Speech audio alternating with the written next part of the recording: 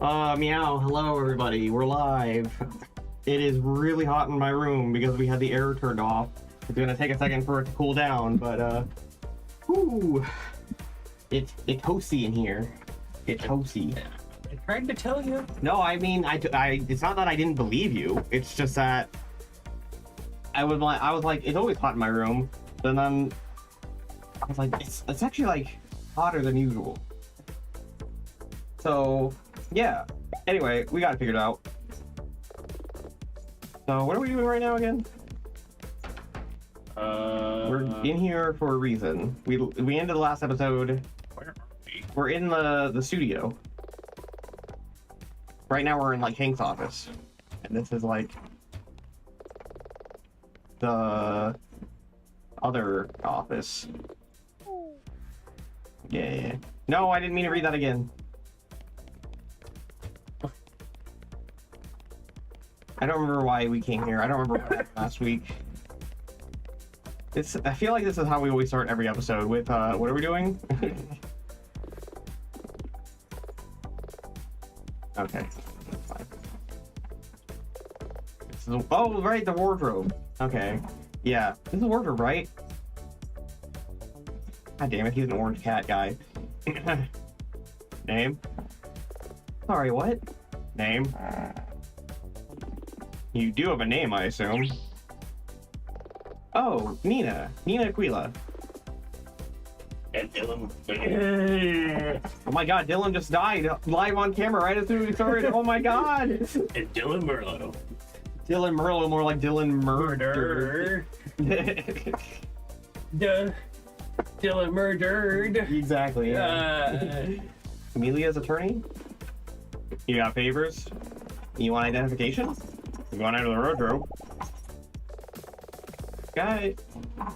This guy has that clipped, efficient tone. It's unmistakable. He must be ex-military.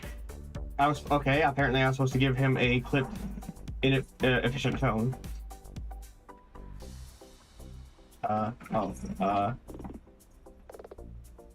Here we go. I'm fully licensed to investigate on my client's behalf within city limits.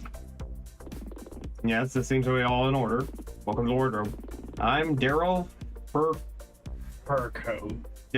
Oh my god, Daryl Furcoat. But people around here just call me the quartermaster. Is it because of your military career? You're perceptive. I used to work in uniform requisitions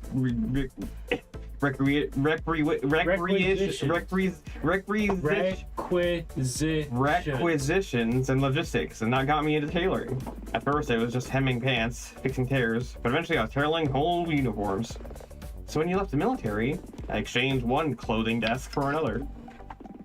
But enough about me. I assume you want to see some costumes? I have a couple out already. You can investigate your costumes and speak to me if you need any more information. Oh man, he also has the magic jumps. Ooh. Taking a sip of my Dr. Pepper. Why do we have to like manually navigate through all the construction? Why can't we just like magic jump to where we want to go on the map? Because I don't think we're literally magic jumping. That's just a shorthand. Duh. Okay. Oh, I was pressing the wrong button to investigate things. Now I know. Amelia's costume. You have a good eye. It looks so light in person. Oh yeah, it's quick drying. You have to wash and dry these things a lot. Heavy materials are out of the question. Amelia tends to keep her costume in a trailer, which I'm not terribly happy about. At least between seasons, I get it back for a bit to make repairs. I assume it was confiscated when she was arrested? That's right. Hank told Amelia to stay in her trailer until the police arrived, so she changed out of it. Of course. I know better, but who really does believe Amelia was wearing this when the crime scene took place? I guess no one was around to see that it was still in her trailer while the scene was being filmed. Looks just like the real thing. The real thing? A figure of speech. I just mean it looks authentic. Okay. So we didn't have anything to investigate. Okay. Amara's costume. That's right. Nina.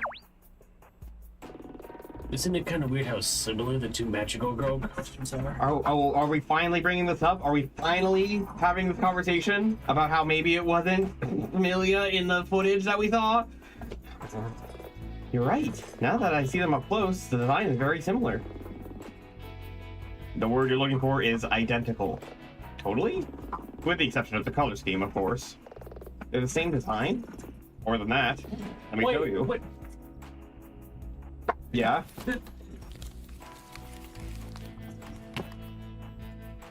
So, because they're essentially, you know, Sailor Scouts, Yeah. but with like a Valkyrie theme instead of, you know, the Space Girl, whatever. Yeah. Or like the Power Rangers, or Beetleborgs, or friggin' I don't know, like Gundams. They all have the same design. Okay, people will come to your throat if you say Gundams have the same design. I know what you're saying, though. I know what you're saying. And the only differentiation is their color scheme. And this is not something that we have addressed thus far throughout this entire case. That's what I'm saying. I figured this out from the get. About the fact that they're literally identical, and because it's filming in black and white footage, Yeah. you're not going to be able to tell the difference. Right. Because they're the same, except for the color. So when it's monochrome, you can't tell the difference. And assuming, you know, given the fact that Amelia and Amara also look similar.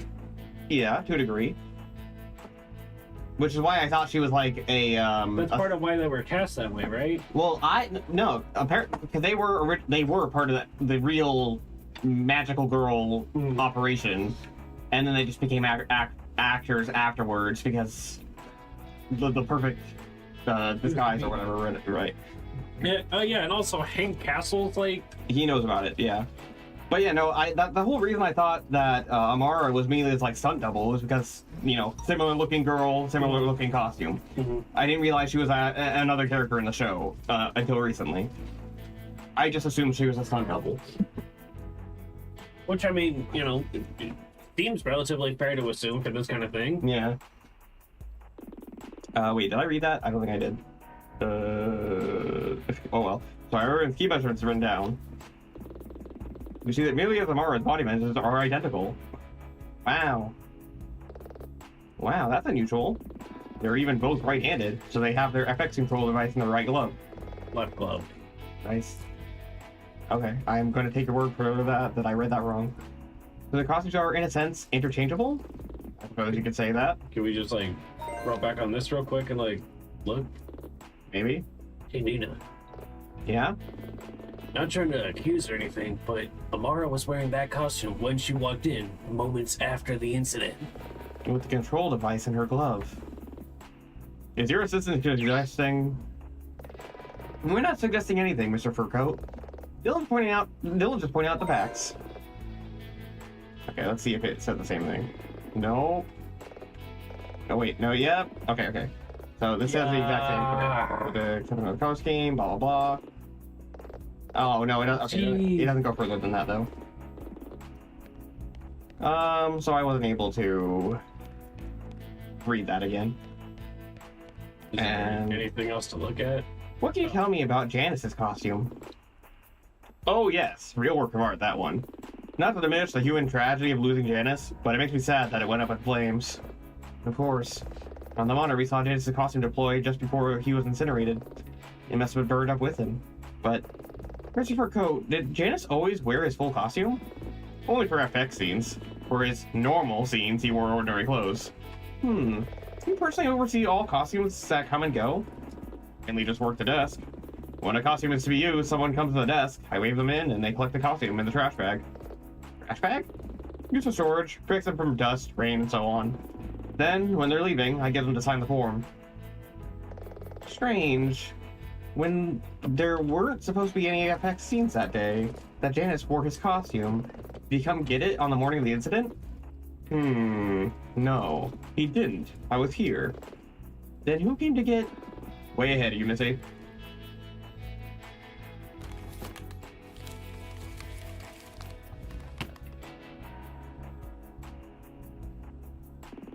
No, this can't be right. Devona.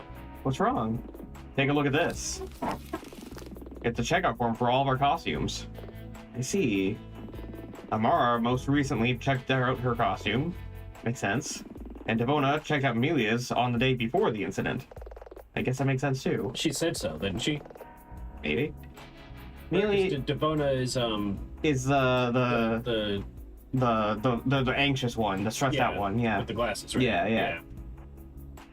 Amelia needed for the upcoming season, and Hank said she likes to keep it at her trailer. The crew had no idea it's to help cover up that Amelia is actually a real-life magical girl. Then we have Hank, the week before. His was for some kind of PR event. I don't get it. Is something wrong about this? It seems all in order. The problem is what isn't here, what's missing. Or the problem is what's here, whatever. Same difference. It's not what's there, it's what's not there. Yeah. Going by the form, Janice's costume should still be here. And I assume it isn't? After what you said just now? No, definitely not. You didn't think to raise that inconsistency with anyone? Like I said, it being gone wasn't strange. I figured it had burned up right with Janice himself. Still, Janice had his costume on the day of the incident, even though there was no reason for him to wear it. And then we found that it wasn't even correctly signed out from the studio's wardrobe. That's something. I don't quite know what, but it's something. And if someone was looking to confuse Milia to make her attack Janice, something having him look like a monster, that could do it. Christopher Coat, are you okay? Far from it, Missy. I've been running this department for years and have never misplaced anything before. Then theorize. The costume is here on paper, but it's actually gone. What could have happened to it? Maybe it was stolen? I would be surprised if anyone had the stones to... I know, but the costume's not here, and the paperwork wasn't filed to take it out. What else could have happened? Sound logic. When you eliminate the impossible... I don't like it, but I guess you're right. Wait, wasn't Janice also, like... a real-life magical girl? As far as the characters are aware, no. But that's what we theorize. We theorize that he's like the son of the Empress or whatever. The evil prince. The actual evil prince. Like Yeah. Right? That's our going theory, but I don't think any of the characters have even addressed that yet. That's just what me and you have theorized. Not even the actual magical, like, creatures or our bird or anybody. No. Nobody. No one has brought that up yet. I think we're ahead of the game a little bit. Oh.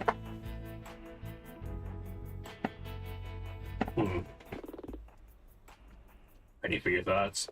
My instincts tell me that this is all we're going to find here. Feel free to come back anytime. You know, I have a jacket with a torn collar. Bring it down sometime. I'll take a look. Let's get moving. Okay. Thanks for stopping by. Oh.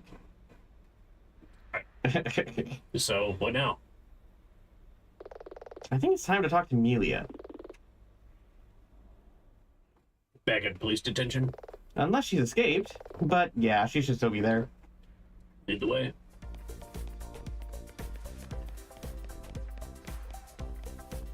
So you also had some cosmic brownies? Mm-hmm. Nice. They're pretty good. Yeah. I like to put them in my lunches. I eat mine usually like 1 or 2 at a time after dinner and everything at night. Fair enough. Alright, I keep forgetting. It's like a after dinner gaming snack kind of thing. Yeah. Oh, I'm surprised we didn't actually get attacked that time. I thought usually going in there meant we were guaranteed to like have a fight. Mm.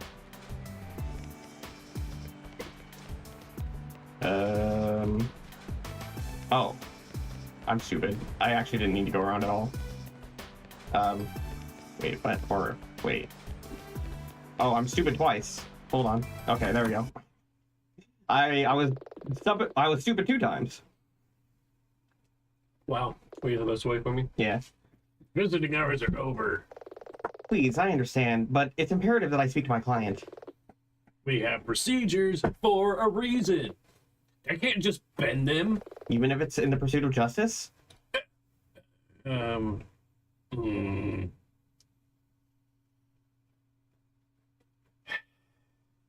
Fine. I see you can be reasonable when... It's not bad. My kid loves Valkyrie Sacred Feathers. Oh. But you've got 10 minutes, max. Sit down and I'll go get your client. Okay, no magical girl talk. With Dylan here, that might make it easier to remember. So let's focus on the facts. Wait, Dylan doesn't even know? Nope. Oh, wait, I gave her like an English accent, didn't I? Yes. Oh, Miss Aquila. I'm still not entirely sure why. I don't know why either, I just did. What brings you back so late? Why did I go Irish for a second? What? Jolly gee. Oh, what brings you back so... I started going Irish again. I don't know. Are you being treated okay? I mean, I'm in police detention. But besides that, I suppose so. It's hard. What's kind of Italian? I don't know. I can't keep my accent straight. Okay, then just lean really hard into the Italian thing now. What? Yes, just like I'm talking like stereotype Italian. Just lean into the accent. Why? Because it's funny. Oh my god. She seems exhausted. Yeah, we've been investigating, trying to piece together anything we can. We went through 3 trailers on the lot, and... You went through our trailers? I don't know what that was, man. I don't know what that was. Yes. But I have personal things in there. Is that Italian? Kinda. I know, and I appreciate having someone go... I appreciate that, having someone go through your personal Your life. native voice sounds a little like Jersey-ish. Jersey? Yeah. And I appreciate... No. What was that? I was trying to, like, intentionally do a Jersey accent, but then I realized I did it wrong, so I just gave up. Yeah, I'm from Brooklyn. Yeah. Yeah. But it seemed the only way. Well, I guess that's your job. On that note, while we were there, we found something. And before I ask, you know about my situation? Situation? Is she trying to address the Valkyrie thing, like in code? No, Kama's pretty certain that Millie wouldn't say anything about that. She must mean... We saw your test. Well, that certainly cleared the air. You did? Uh-huh.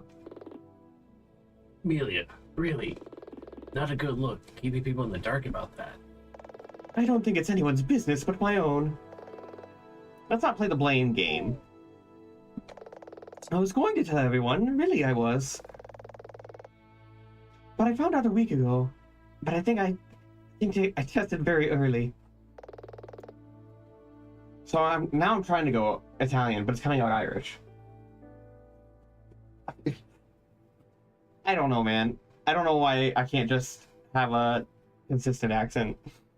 So no real obvious signs or symptoms yet. Janice and I argued over what to do. Why didn't he want to say anything? I'm not sure. I think he was just waiting for the right moment. Honestly, some of those arguments got heated. I'm worried if another member of the crew might overhear us. God! Why am I like this? John! Why am I like this? I don't know. Okay. Hold on. I gotta try to go back to British. Okay, hold on. Jolly goods. What? I don't know. I gotta have some kind of like trigger phrase to like get myself into the accent. Teeth and crumpets. No, I don't know.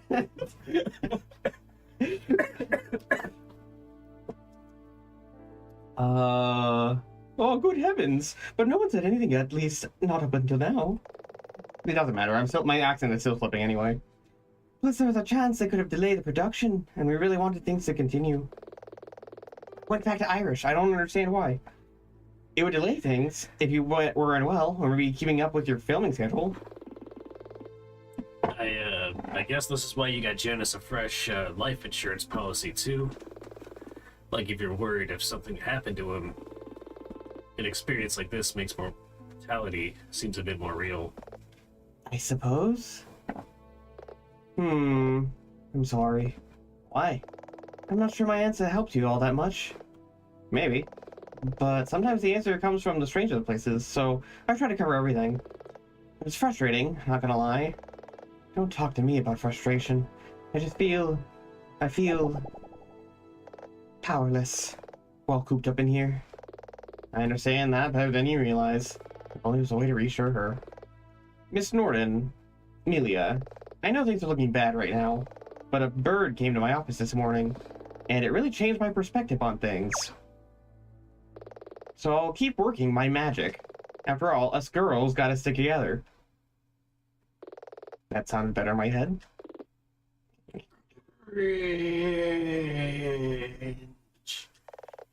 I mean, thank you? Wow, she's going to completely ignore what I said. Now even a raised eyebrow. Sorry, gotta take this. Go for Dylan.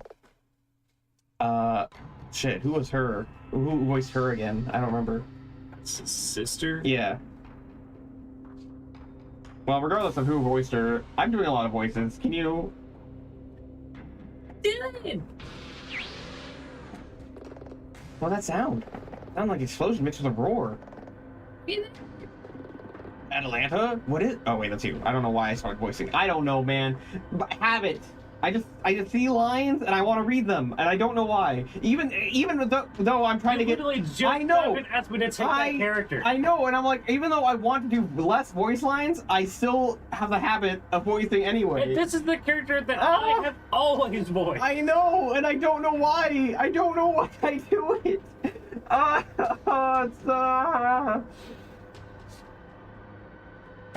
Well, go ahead. Atlanta, what is it? What's going on? I can't hear you. I don't know if you can hear me, but I'm over on 4th Street. Atlanta, what's... They showed up again. A bunch of them. like before? That's right. Monsters. I'll try to...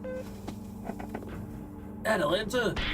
Atalanta! She sounded in trouble. What's going on over at 4th Street? It's biker business, which means I gotta go, now! Wait, I can help. Not with this. Sorry, Amelia, but I have to go help. It's okay, I understand. Us girls gotta stick together. I think I slowly dipped into Southern there at the end, but whatever. Dylan, wait! Just what the hell is going on inside that dust cloud? Damn it, I've gotta catch him.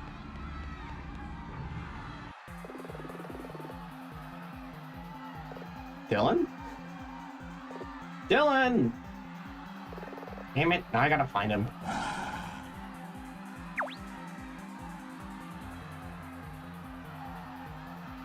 Wow. Yeah, this doesn't look good. Not a single one of them was Dylan. Nope. There he is. Let go of her, you creep! What the? Right. The Queen of Illusion demands, and I obey. Dylan! I don't care about your queen, slimeball! Put her down! Arrgh! Dylan! Nita! Quick! Get out of here! Before... This green-haired one has fire. We'll take him, too. Wait, what? I don't know. What are you even doing here? Never mind that. We have to get Atalanta. Ow. Ugh. Okay, can I transform? Can I... can I transform? Conditioner! Is my sacred feather... Oh, yeah. Can I use this? No! Okay. Hi, Milo. Yo! What up? What's up, dude? Jake would say. Yeah. Ugh, that really stung. I can barely move. That's no good. We can't get to her. You shouldn't have come after me. Now you're in trouble too. Am I? Yes, we're surrounded by monsters. There's no choice. If I can transform to save people, that's gotta include Dylan and Atalanta. Hold on, Dylan. I'll get us out of this. By the power of the sacred feather, I call upon the favor of Brynhildr. Valkyrie armor and strength. Valkyrie transform. Okay, fast forwarding.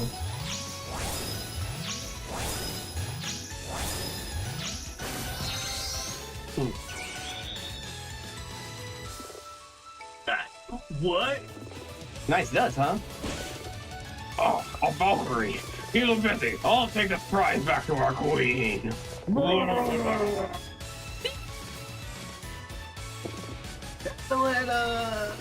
I can barely move, but I can yell. Dylan, get behind me. That slime bucket's going nowhere. I can't move. How did you? When did you? I guess I did all that fighting off screen. Wait, did the explosion heal me as well or something? Sure, why not? I'm just confused on why I'm suddenly okay now, but I was like paralyzed before. Well, I think we had a fight scene off screen and you recovered since then. Oh. Well, how's it going? It's going all right, DJ Clark. It's going all right. Yeah. No time for all that now. Well, watch my back. Yeah. You have angel wings. Don't literally watch my back. Just watch out for anything that's sneaking up from behind. Now let's save Atalanta. Ooh, chicken. I probably should have saved that chicken for if I got damaged, but oh well. I mean, well. But these guys are like not even a threat. Been streaming Metal Gear Solid Delta? Nice. That's like the remake of 3, isn't it? I haven't. No spoilers. I haven't played. I haven't played any of the Metal Gear games yet, like at all. Oh. But I think that's a remake of 3. I've never played any of the Metal Gear like games either. I played Metal Gear. Ow, ow. Yeah, Metal Gear Solid, like Revengeance or something a little bit. Oh, Metal Gear Rising Revengeance. Metal Gear Solid Rising. Yeah, the one with the Raiden, yeah. Samurai. Yeah, that's a Solid Rising Revengeance. It's a very long title, yes. Yes. I played that like very briefly, not even for the tutorial, and I was like, this is really stupid. Wow. I think it looks cool. I think I would enjoy it if I played it. You can like slice things. The control scheme requires you to hold the trigger and then like slash with the right directional stick on the gamepad. Yeah, I mean, it kind of works. I remember that's how... It works, it's just, it gets very tedious and not fun after a while. The remake of Skyward Sword HD on the Switch had a control scheme where if you didn't want to use motion controls, you can use the stick instead to slice in that direction, kind of like that. Like if you just really didn't want to use the motion controls. Yeah. Let her go, Slimo! This is your last warning. Brr, I shall have to deal with you myself. Okay.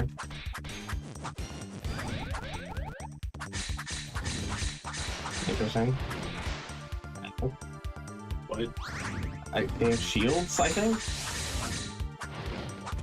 Oh, you gotta kill the minions to damage him or something, maybe?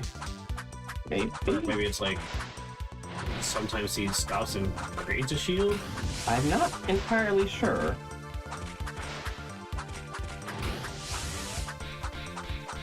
You can damage him now. Yes.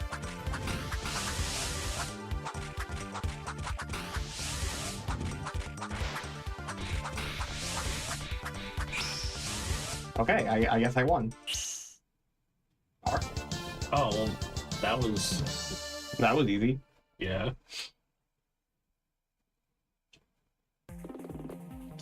Now tell them to let her go. We'll leave this green-haired one. Bring her here. Stop! I can feel that. It's a buildup of magical energy. So long, Valkyrie. Atlanta, I've got to help! Dylan, get down!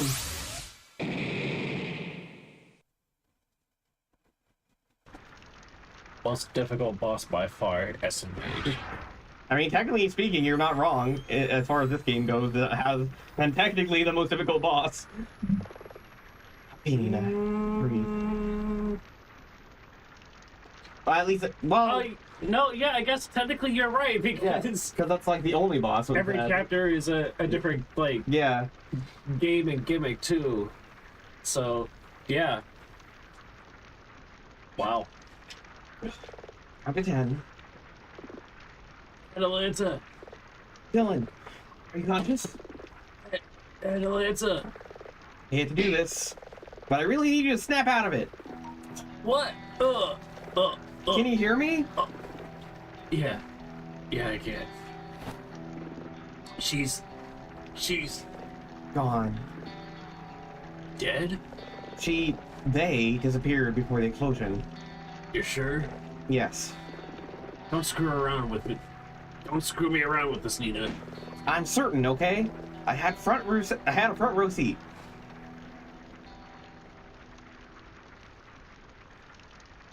Why did he... No. This can't be happening. Dylan. Shut up. I don't even know where to start with you. When were you planning to tell me that you'd become a superhero? Part of the deal was swearing to secrecy. It always is. But that you always tell the best friend, because they always find out. That's just how it goes. You gotta have the guy in the chair, man. Exactly. Yeah, you gotta have the guy. You gotta have the guy in the chair. You've got to have the love interest. Yeah, yeah. And then you've got to have the mentor. Yeah. This is so true. Those are the three supporting casts you need for a good superhero. Right. Every TNMT needs April and a Casey. Exactly. Then what was all this? I can intervene when there's trouble. What would be the point otherwise? Maybe if you told me earlier that your problem involved monsters. That was biker business. We look after our own. It's nothing to do with you. Oh, come off it. I thought we were friends. But you can't seem to open up about anything. You never even mentioned having a kind of sister until Atlanta showed up. Pots and kettles, Nina. What? You think that I'm the one who's uncomfortable opening up? You saw someone up at the roster spire that scared you half to death and still haven't said why. You say you're Canadian, but you've lived in the US your entire life. You've never mentioned your family or parents. Well, Wait, she's Canadian? Yeah. Well, at least he says so. Okay. Yeah. Yeah.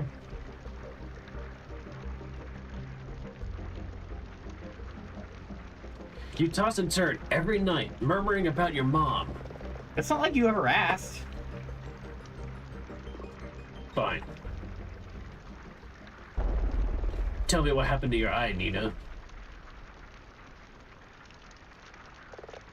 How dare you?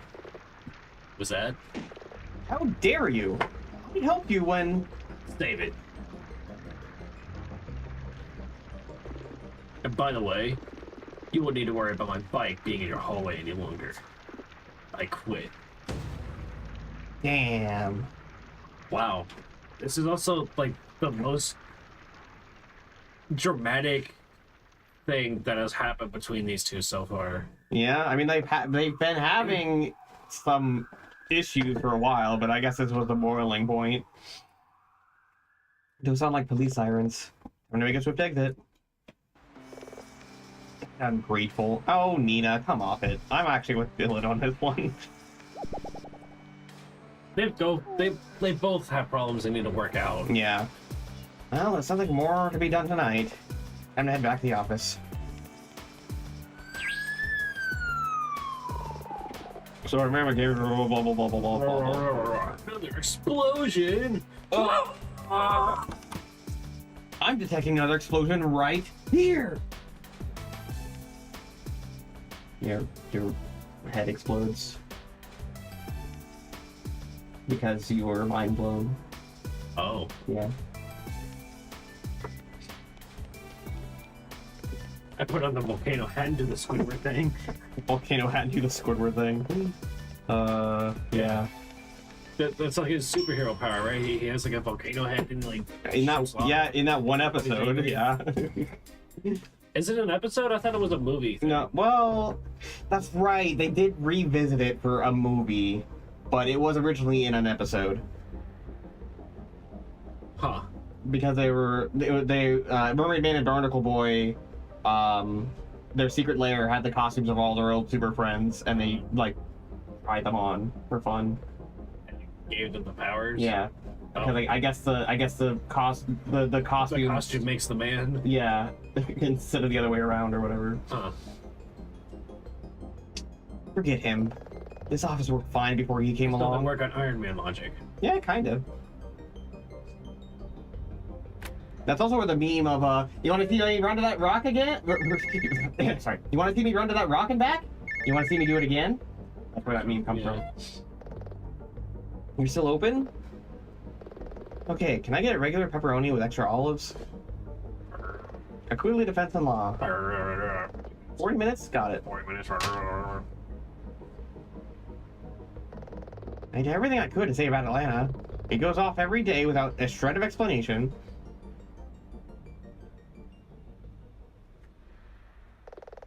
Bad enough that he left Sonora's package in the office.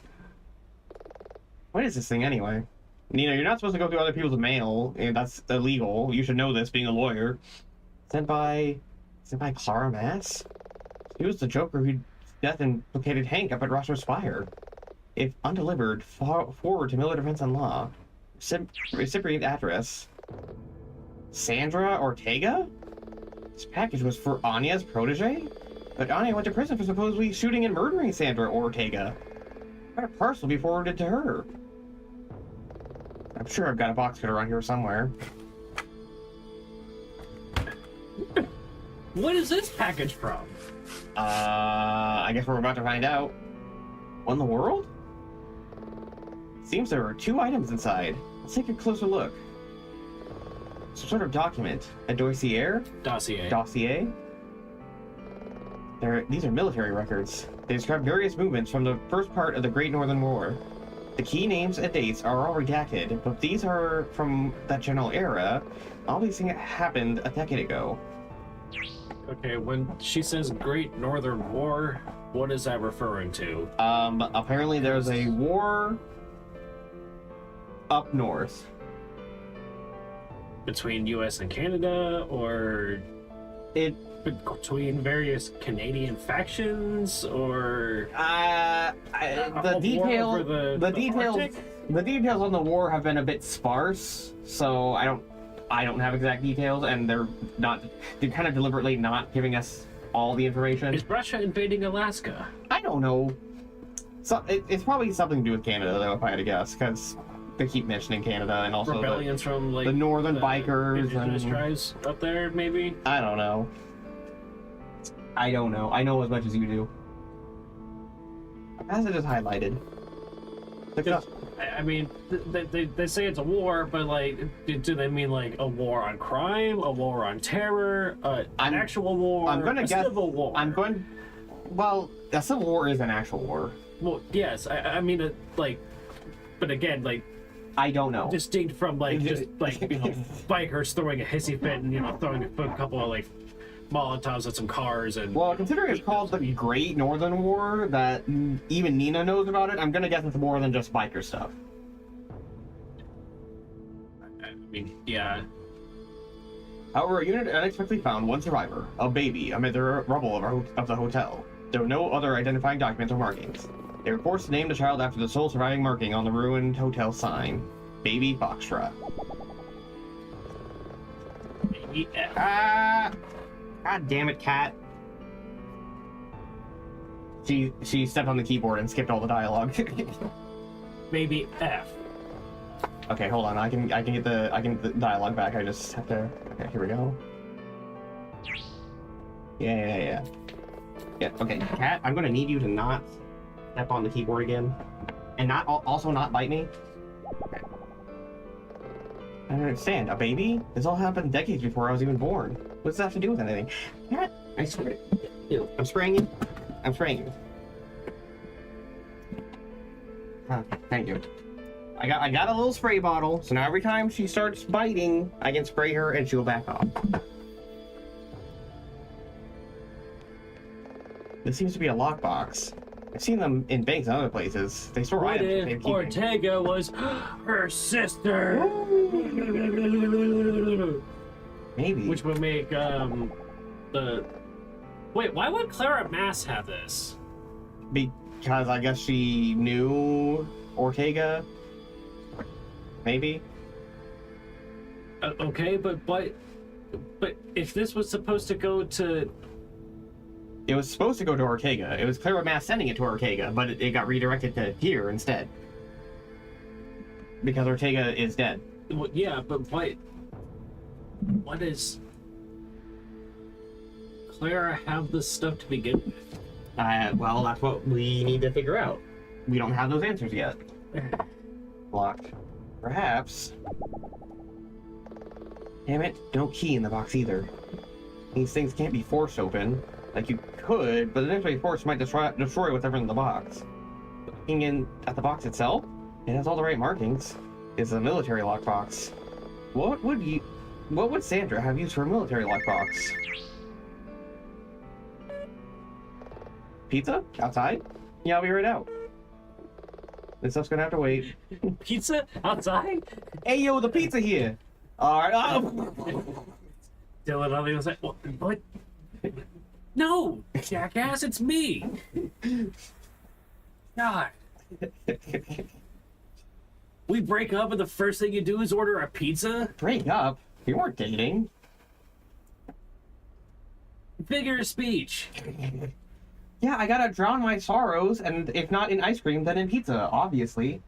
It's either pizza or ice cream. That's how everyone drowns their sorrows, right? Alcohol. Oh, well.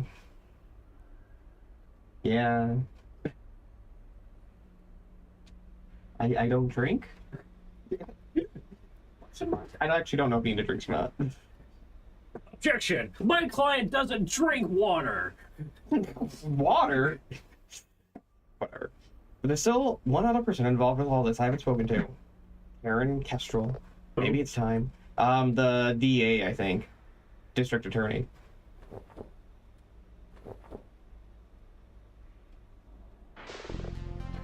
Nina, stay here, okay? Mom. Be right back. Don't. Stay with her, okay?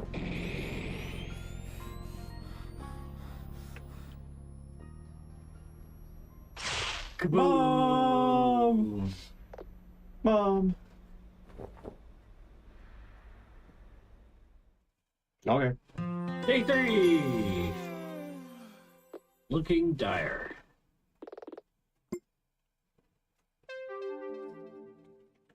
Man, this might actually be the first time we've saved and Dylan wasn't in our party. Right?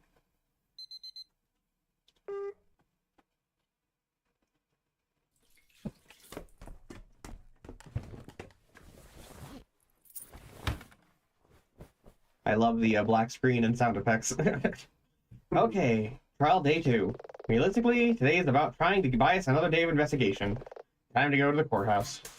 We're really gonna try to buy another day? Is that even possible? Aren't these usually only 3 days of affairs? Also, us? I mean, there is no us. It's just you. Dylan doesn't do shit anymore. He quit. Don't you mean Dylan used to keep the vending machine stocked? Yeah. Wait, are you seriously actually gonna let me do all this again? Okay, I didn't think, I thought it was just gonna be like, I'll have to look at this later. Yeah, okay, cool. Thanks for letting me go through this entire dialogue tree again. Not really a tree. Well, yeah. Okay, courthouse. Construction. Explosion, hole, crater, thing. Courthouse. Okay.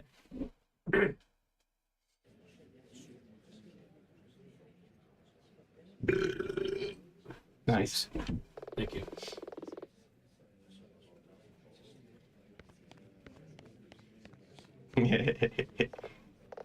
Does anything make me feel more Chad-like?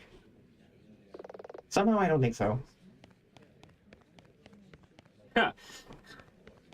Nice argument, Chad, but I've already depicted you as the version with the weak chin, and myself as the Chad-like figure. Did you say Chad-like figure? God damn it. I get used to this. Wait, is that a cup holder? Hey, you recognized those? Yeah, okay. Sorry. Right, because she's Canadian. Should I give her a Canadian accent? Yes. Or try your best to. Oh no. Oh no. What do Canadians sound like? Hey, you moose, get out of that lake over there. So Dylan didn't show up. Good job. He said he'd be totally fired. You'd be totally fired. That'd be totally fired. I'm not doing Sorry, that. mate. Sorry. Damn it. Aquila, Chad. where's your thespian friend? Don't know. Is he okay? Don't care. What the hell is wrong with you? Right. All right, the Honorable Judge Tawny.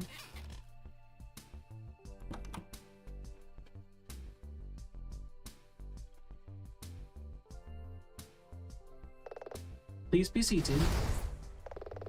We are assembled here for the second day of the trial of Amelia Norden. Bailiff, please bring in the defendant. Amelia Norden stands accused of murder in the first degree of her husband, fellow actor Janice Duo. On the first trial day, evidence came to light suggesting Amelia armed a stage device that incinerated her husband. However, while there was certainly means showing that Amelia could have committed these acts, Amelia's motive was not well established. Additionally, it is not clear how events transpired that gave Amelia the opportunity to sabotage the studio's equipment. In the typical triumvirate of a means, motive, and opportunity, if two were well established, that would mean something. But one is insufficient, short of being accompanied by a mountain of clear-cut evidence. Your Honor, the prosecution still asserts that a murder took place during these events. Wait. This is only the second trial day. Mm-hmm. I thought this was the third. It was day 3. It was day 3, but day 3 was all investigating. Yeah. Which means, okay, so actually, since these are usually 3 trial affairs, we're not close to the end yet. There's still at least one more trial. Yeah. Okay. Probably. Maybe even a 4th, depending upon how the rest of this stuff plays into it. Yeah. Also, it would make sense for us to get the gimmicky magical girl thing kind of earlier on and whatnot, so it has more of an effect going forward. That is true. Rather than it giving us at the halfway point a very end piece just for the gimmick of having one. Right. So we're actually not as close to the end as I thought we were, which is fine. Yeah. Chad must know, surely, that he'll need to try and prove that by witness testimony. Can he do that? We spoke to so many people and kicked over so many rocks. Hi, Obrion777. Well, good morning. Good morning, I guess, since you just woke up.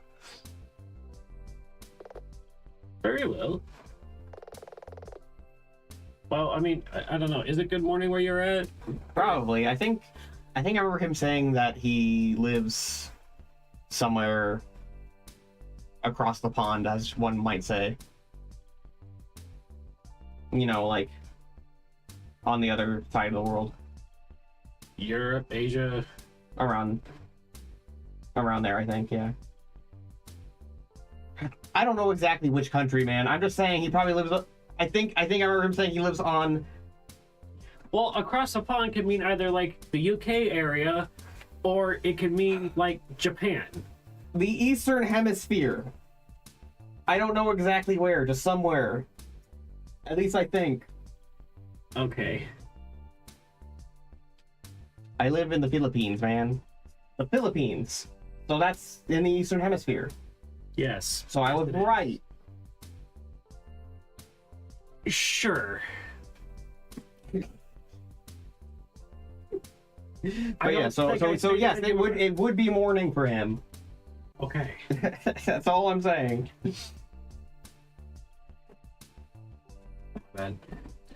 Mr. Hawk, please restate the prosecution's case. Immediately. Your Honor, despite the issues revealed with our case during our last session, it seems undeniable that Jonas Duo was indeed incinerated on the set at the TV studio. It has been established beyond reasonable doubt that this could not have been some sort of accident, which suggests a deliberate action by someone caused these tragic events to transpire. We believe this outcome was engineered by Amelia Norden, and we intend to show this through witness testimony. What have you got, Chad? Why is it always testimony? Why is it never actual, like, evidence? Because we have the evidence. Whoops, I didn't mean to press that. Thank you, Mr. Hawk, for your summary of the case. I'm going to check today if there are any online class announcements today at last week, Wednesday, which were online class days, which were basically nothing burgers. I see. Online. Oh yeah, so Oberon was on a previous stream of mine. I don't think you were here for that, but he was talking about how he was asking if it's normal that they had to do a an assignment that made them like record footage of themselves and submit it to their teacher basically. And I'm like, it's not normal for it wasn't normal for me back when I was back in school, but it's probably normal nowadays. Well, online class announcements, what kind of school? Like high school or like college? Or maybe some kind of like community like learning thing. Well, regardless of what it is, we were when we were back in school, we were only in the early stages of like online classes and online homework and stuff like that. It's college in my first year. Okay. I depending upon the courses you're taking and whatnot, I would say that could be relatively common, especially if they're wanting you to record like you doing mathematical equations and whatnot, or like going about discussing your logic of finding various pieces of evidence for a debate you're having and your argument, or there's plenty of like reasons I can think of as to why they would want you to like record a group project like that. Yeah. Especially if it's like, debate, writing, art, theater related in any kind of way. Amelia Norden, before we begin proceedings, do you wish to modify your plea? Alright, that's fine. I have done that, to be honest, from what I remember. Alright.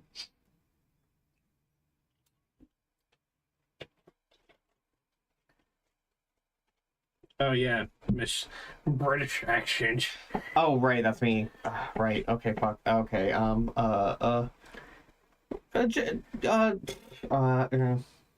Jolly good. No, Your Honor. I maintain that I am not guilty of these accusations.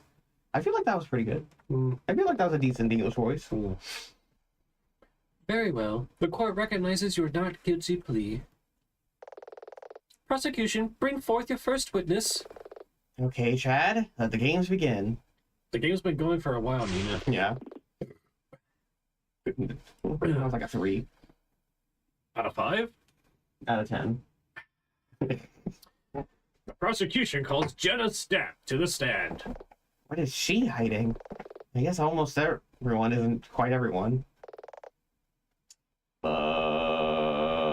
Oh, that's right. This is the woman that I thought was a man at first, so I gave her a really deep voice, and I'm going to keep the deep voice. Okay.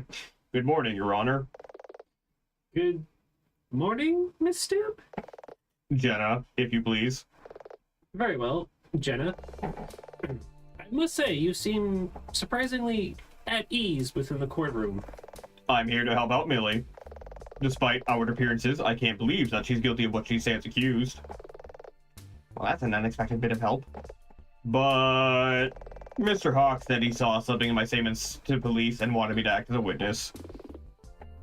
Your Honor, if I may, Miss Jenna Stamp is a former legal secretary for a large legal firm in Fledge City.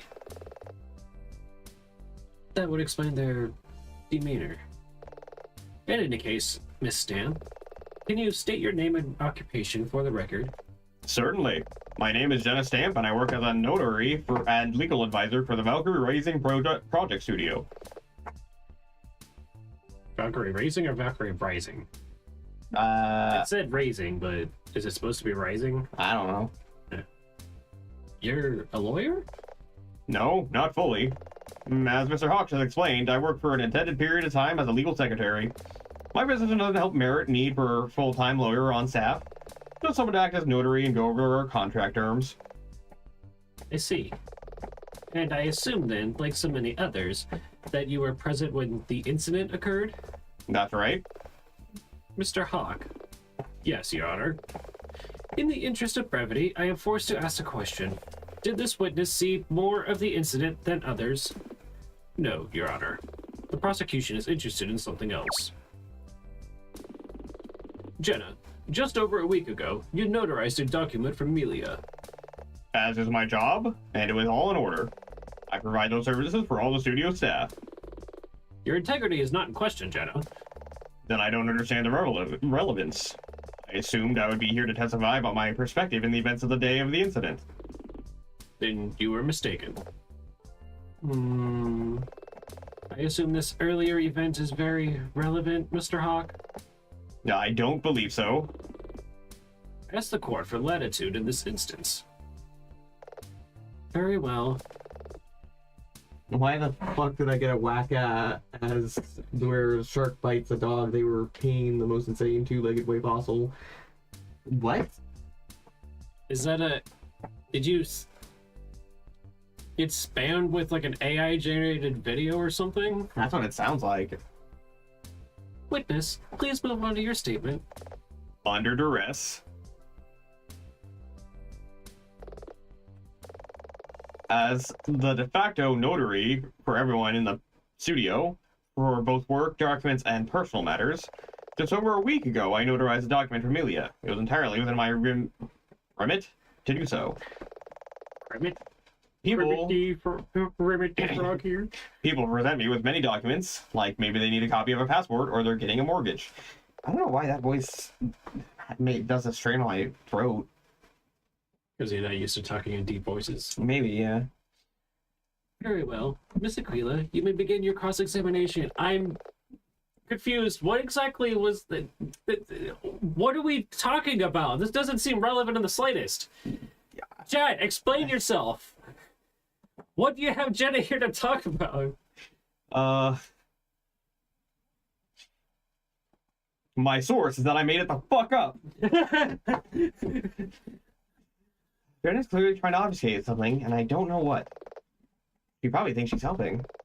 I'll need to get it out in the open, or if Chad does... Or if Chad does know what it is, he might use it against. Well, of course he knows what it is. Apparently he's the only one that does. Yeah. Even Jenna seems confused. Hold it! What? For the court's benefit, can you explain what a notary does? Notary VPN. Notary VPN. This video is not sponsored by... Oh man, I wish so. Nord? Give me money! Give us money. Yeah. True. Of course. A notary is a person licensed to notarize things Notary. A notary is a person licensed to notarize things like forms, legal documents, and the like.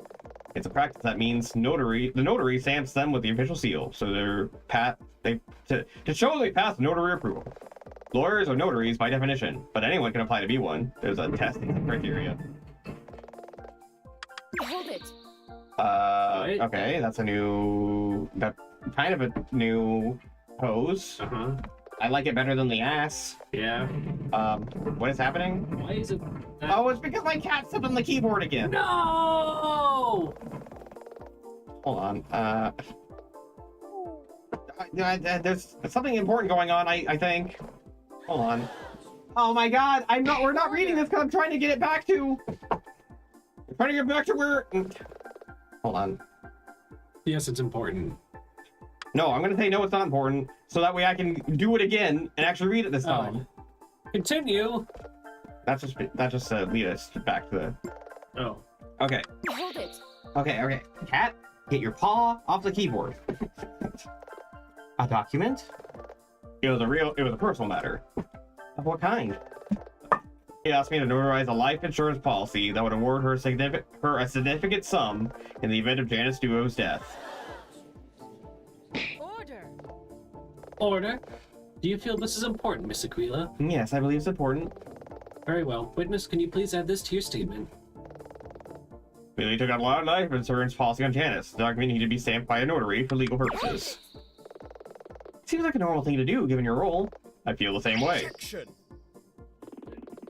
Need I remind the court, we are dealing with the aftermath of a murder. The optics of this act are a factor. Timing is everything, as they say. Do you feel this is important, Miss Aquila? Yes, I believe it's important. Very well. Witness, can you please add this to your statement? I'm forced to admit the timing of it is incriminating in retrospect, but I don't know much about Amelia and Janice's marriage. Why didn't you discuss it? It's like anything. With the benefit of hindsight, I didn't assume this kind of thing was going to happen. Hank got me to notarize the insurance contract on his car. I didn't expect him to crash it in the following week. I didn't expect him to crash it the following week. Seems perfectly normal in that case.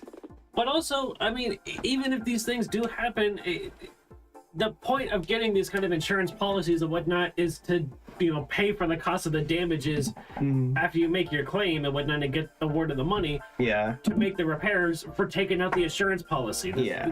The whole point and how it's supposed to work. Right. Moving my cat away from the keyboard. Only if you disregard the context. Say a wife, unknown to others, had reached the end of her tether over successive arguments with her husband.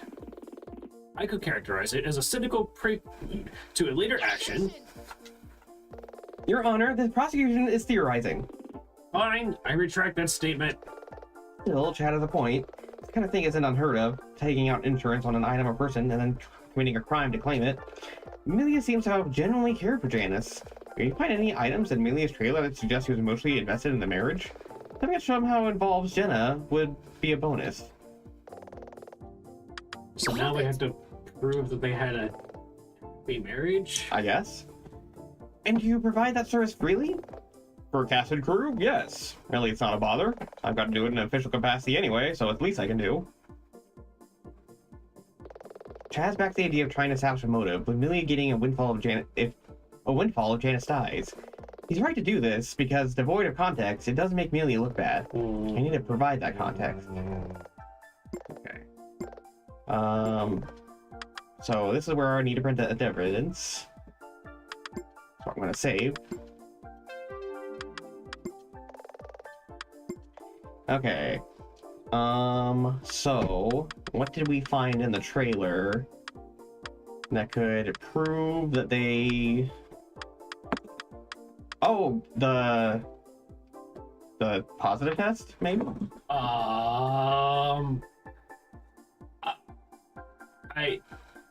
Well... Amelia's lack of injuries? I mean, the positive test probably would, at least suggest that they, probably liked each other enough. It's just... The wedding ring?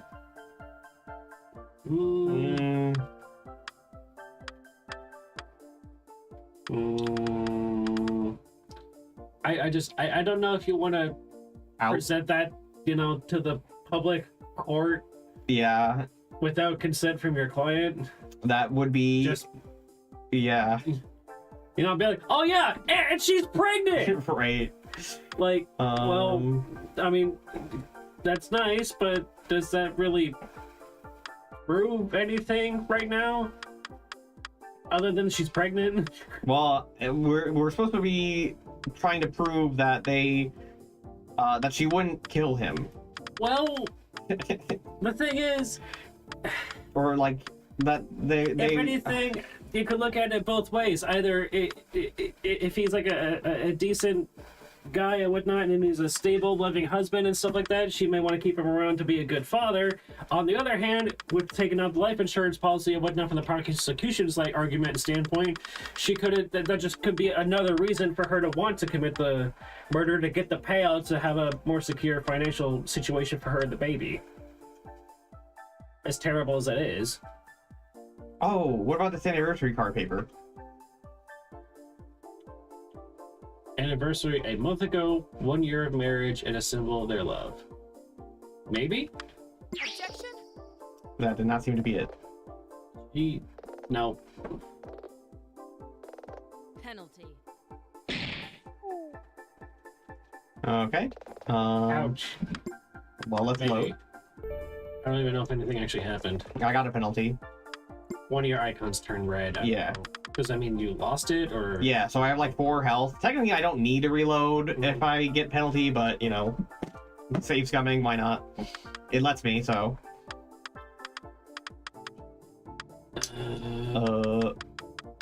I'm gonna try. I feel like if it doesn't work, it's not even gonna like. Wait. Well, I mean, probably it would present like the penalty, you know. But at the same time, it feels wrong. Yeah, but what else do we even have? Well, let's take another look. What else is further down that maybe? Photos at their wedding. What?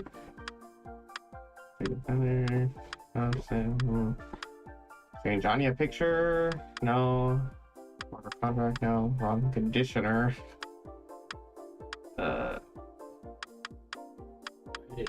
Alright, I guess let's Try the. Yeah. Objection! Nope. Penalty. Penalty. Alright, well. So that wasn't it. Something that includes Jenna somehow? Well then, I'm assuming it would have to be one of the photos. Okay. But Christmas party, Janice trailer, wedding. Objection! The wedding. What? Okay. what? Sure. But what does a wedding photo have to do with it? I don't know, but it worked. Yes, they're married, but like. Jenna, how would you characterize the actions of a person capable of defrauding insurance after murdering their spouse? I find the question insulting. Please, Jenna. If you insist, I find such a person callous and cruel. There's no way such a person could genuinely love their partner if they've committed such a plan. In that case, then look at this! Millie and Janice's wedding. I remember that day. The food was particularly good. Are you seriously suggesting the existence of a wedding photo disproves this case? Whether Millie and Janice were married is not a matter of contention. Context, Chad. This entire line of thought is based not on the actions, but the context of Millie and Janice's marriage.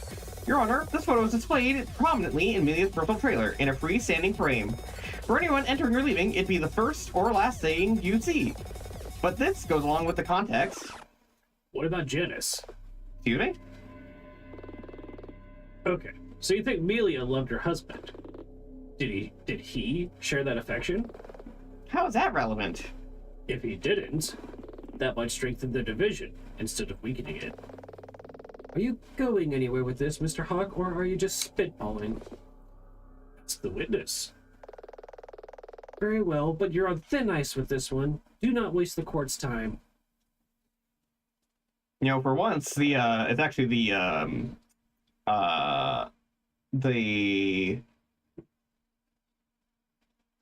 what do you call it? Not offense. Prosecution? Yes, for once, it's actually the prosecution that's on the back foot. Usually it's us, that is. Honestly, Chad doesn't really seem to have any kind of a case at all right now. No, he doesn't. He's winging it as much as we are. Which is weird. Why is he doing that? Normally he's a lot more, like... Because he also doesn't have... kind of prepared than this? I think it's just because he also just kind of has nothing, and so he's doing the best he can. Then why are we even here? To figure out what happened. But... isn't that more for the actual, like, detectives to figure out? Yeah, but you know how these games work. I know, The Ace Attorney games too. You're basically a lawyer and a detective at the same time, even though it is an actual detective. I know. Yeah. Anyway, witness, please amend your statement. I don't know how Janice felt about it. I didn't speak to him about the time. Herda? Herda. Herda? Herda. Herda? Herda. Herda? Herda. Herda? Herda. Herda? Herda. Herda? Herda. Herda? Herda. Herda? Herda. Okay, so now we need to figure out how Janice felt about the marriage. Oh, his wedding ring! Okay. He took it off. Dun, dun, dun. Objection! Oh. Yeah. I It worked. kind of meant that as a joke, but okay. Your Honor, Huh. please look at these 2 items. I see a that paper could also anniversary card and a wedding ring. These both belong to Janice Duo. The ring was kept in a prominent place. He must have taken it off right before leaving to shoot his final scene. Meanwhile, the card was kept in a safe place in a trailer. Its anniversary was weeks ago. So tell me, are these the actions of a man who hated his wife in marriage? Or might I suggest, those of a loving husband? With a wife who is merely taking a sensible precaution to safeguard her future? Order. That makes a lot more sense than anything that Chad's tried to say so far. Yeah. Why is that not the logical conclusion of the situation thus far, though? Again, grasping at straws, because I think both parties here really just have nothing to go off of. Your Honor, surely you're not swayed by this overly sentimental... Silence! Mr. Hawk, you are out of line. While it is right and proper that the prosecution would bring this to the court's attention, and while my loyalty is always to justice, irrespective of my personal feelings, I, myself, am a widow. In my own case, the life insurance policy I took out on my late husband safeguarded my home and lifestyle for many years. And while the timing of this certainly does seem suspect, it would have to pair with an obvious pattern of neglect or hatred. Miss Aquila has demonstrated that no such pattern exists outside of mere gossip. So while this does not, on its own, exonerate Amelia Norden, I find this line of logic baseless. Wow.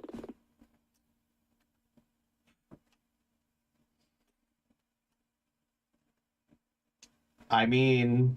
Chad, you're just a fucking asshole, aren't you? I mean... He's... I want to say he's kind of just doing his job, trying to pull out all strings, but yeah, there's a bit of, what would you say? There seems to be like a weird personal insertion almost here. Like for some reason he feels like he has like a personal stake in like being correct, or like getting this like win for some reason. Well, I think he's just trying to do his job to his best of his ability, because he even said at the beginning of this case that he actually would prefer if he did lose, because his like niece or whatever really likes the show. But he still has to do his job regardless, you know. Understood, Your Honor. Miss Stamp, Jenna, you are dismissed. Mr. Hawk, I remind you of my point at the start of this day. Motive, opportunity. Do you have a witness that could speak to either of these? I think I know where this is going. I do, Your Honor. A witness intimately familiar with the studio and the life of a high-profile actress. Called it. You can't read my thoughts, Chad. But I called it. The prosecution calls Amara Walker to the stand. Did someone call for a leading lady? Because she's just arrived. It hurt us. It hurt us, yeah. Hey. No pictures or autographs, please. Now, wait just 1 second. Oh, I'm sorry, Your Honor. It's fine. A bit of decorum goes. I forgot sometimes what it's like meeting a celebrity and all for people like you. Like, judges? Normal people. Oh, wow. I was gonna cut her down to size as a matter of professional pride. Now I'm worried I'm gonna enjoy it too much. Oh. Your Honor. A moment, Mr. Hawk. Miss Walker, Yes. I appreciate you having some notoriety in your field. I suspect you've won numerous awards. 4, actually. Then know this. This place is a crucible, and those that work here are tasked with a solemn duty that I will not see disparaged. Disparaged. What exactly does that mean? I can Google it. I- Disparaged. Hold on. A little familiar with the word, but I've only ever read it. I've actually had it pronounced. I'm not really sure. Expressing the opinion that it sometimes is of little worth or derogatory. Oh. Put simply, Miss Walker, in this house, when I say all rise, nobody sits. Wow. I think she got kind of light. And let's point out, in this office, when the president stands, nobody sits. Yeah. What wasn't that from like a movie or something or a show? Yeah, I forget what the... It's an episode of a TV show. Pretty sure.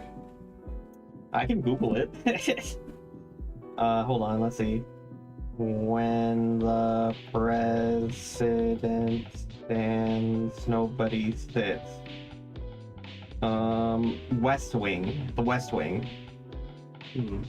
I guess it was episode 3 of season 2.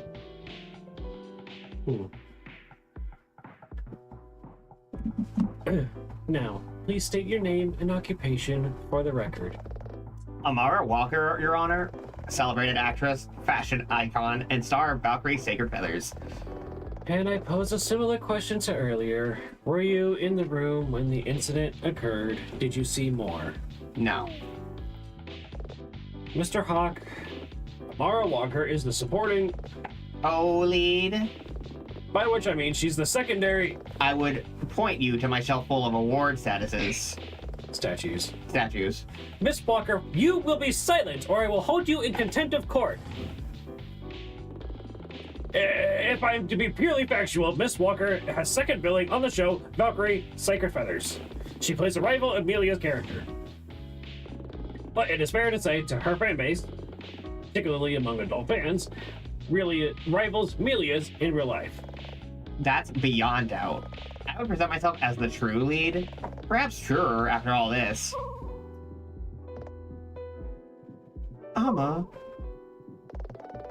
I must say, you seem somewhat callous. Isn't Amelia your friend? I can understand why you ask that. Certainly there was a time where I might have seen us like sisters. But that was a long time ago. Today, I'd say our relationship is purely professional. If this is what you call professional, Am I here to testify or not? in that case, Miss Walker, you've already said that you didn't witness the event. Could the prosecution explain why you've been brought before the court? I'd invite Miss Walker to do that herself. Look at that face. Look at that fucking smug ass face. With the fucking chin. Oh my god. What is he so smug about there? I don't know. Sure, she'll be thrilled to do that. Your Honor, it's true that I did not witness the event, but I feel something like this was bound to happen. The studio was well equipped, but much of the operation is an amateur hour. I see. Are your grievances primarily motivated by the studio's casting decisions? Or are you normally this disagreeable? Well, it didn't take long for Tawny to see right through her. From what I understand, the studio is highly successful. Success does not equal a quality workplace. Surely you've seen some of the examples already. A CCTV camera broken, left unrepaired, explosive inventory being moved around in an unaccounted for manner. Mara, Miss Walker, I mean, you probably shouldn't, I don't think, you know, bonus here? Oh, don't get me started on you. An associate producer? You can produce your way out of a paper bag. Silence from the gallery! That dog's body's comment is to be stricken from the record. I mean, the court just spoke to the studio's legal assistant, who isn't even a fully qualified lawyer. Yeah, I'm gonna have to talk to Hank about that one. Then there's Melia. She hogs the limelight. She steals focus. Then she defends her on-screen role as Valkyrie Freya with her terminal intensity. She could let up, but no, she does instead just piles and piles stress on herself. From my perspective, the situation at the studio is paired up with how dangerous equipment as part of her job is like a powder cake. Eventually, anyone could just snap and intentionally misuse that equipment in this way. Wait, is that actually true? I see. You genuinely believe that Melia murdered her husband in the way the prosecution has suggested. You may never know what lies within another woman's heart, or what goes on between two people in private, but yes. Janice was my friend too, and I hold Melia responsible for his death. Order. This is bad. Amara's a skilled operator. Orator. As expected from an award-winning actress. She's almost convinced me. I will have order! So, you see, Your Honor, Miss Walker is here to provide context as to Melia's opportunity to commit these acts. Understood, Mr. Hawk. Amara Walker, in that case, please make your statement. With pleasure. None of this surprises me. Much of the studio's behavior was amateur hour. Take the dysfunctional Wait, didn't I already read this? Take the dysfunctional CCTV camera. It's been broken for a month. I told Ivona to handle it, but still, nothing. Or just how easily our footage of the incident was corrupted. Even the procedures around the use of the equipment by actors are lax. Miss Aquila, please begin your cross-examination. Okay, so Amara tried to convince the court that Melia did this either by negligence or a place of malice. Can I poke holes in that assertion? Assertion. Whoops. Hold on. Let me restart that. Hold it.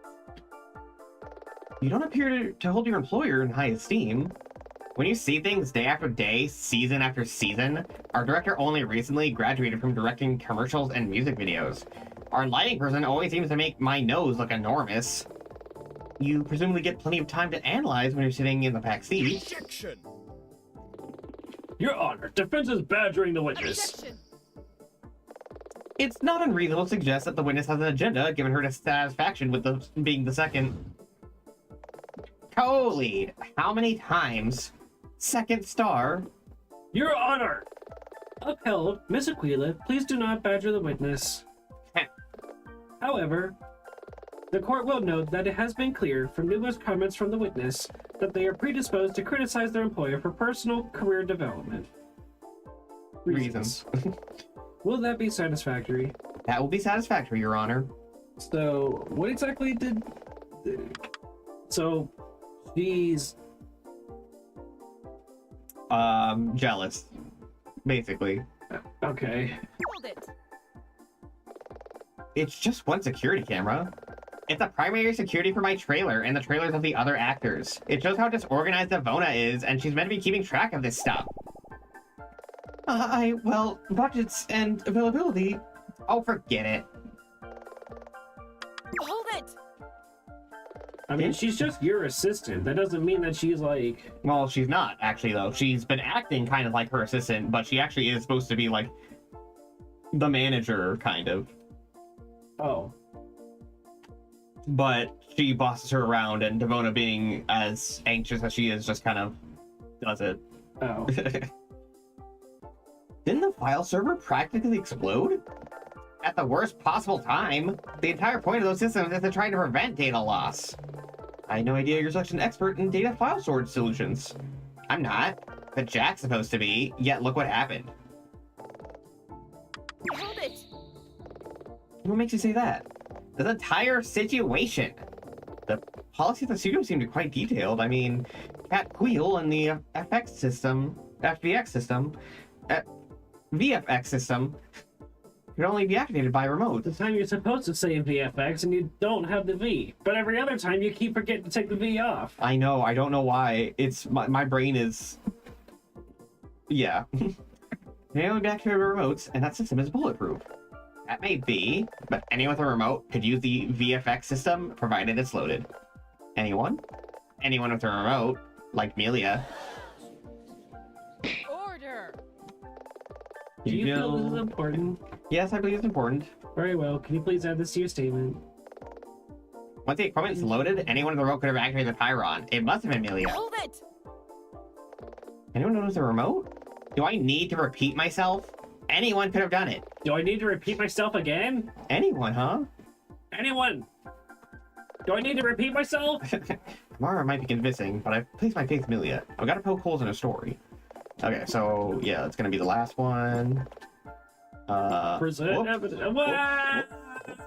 Wow! Whoops. Amateur hour. Yeah. Save. Okay, now present. And I'm gonna guess I need to do Amaro's costume, yeah? Objection! Yeah. Yeah.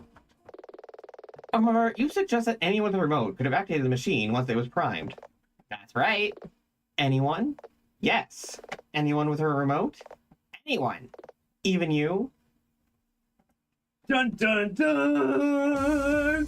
What? You said anyone with a remote. You confirmed that just now. So? Well, more than one person had a remote. You had one. Order! That's ridiculous. But it's also true. It's true I was wearing my costume, but I didn't use my remote. Oh, it's that simple, huh? Then Melia didn't use hers. Case closed. This is preposterous!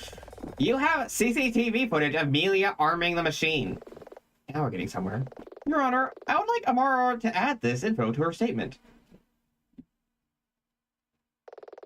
Witness, please amend your statement.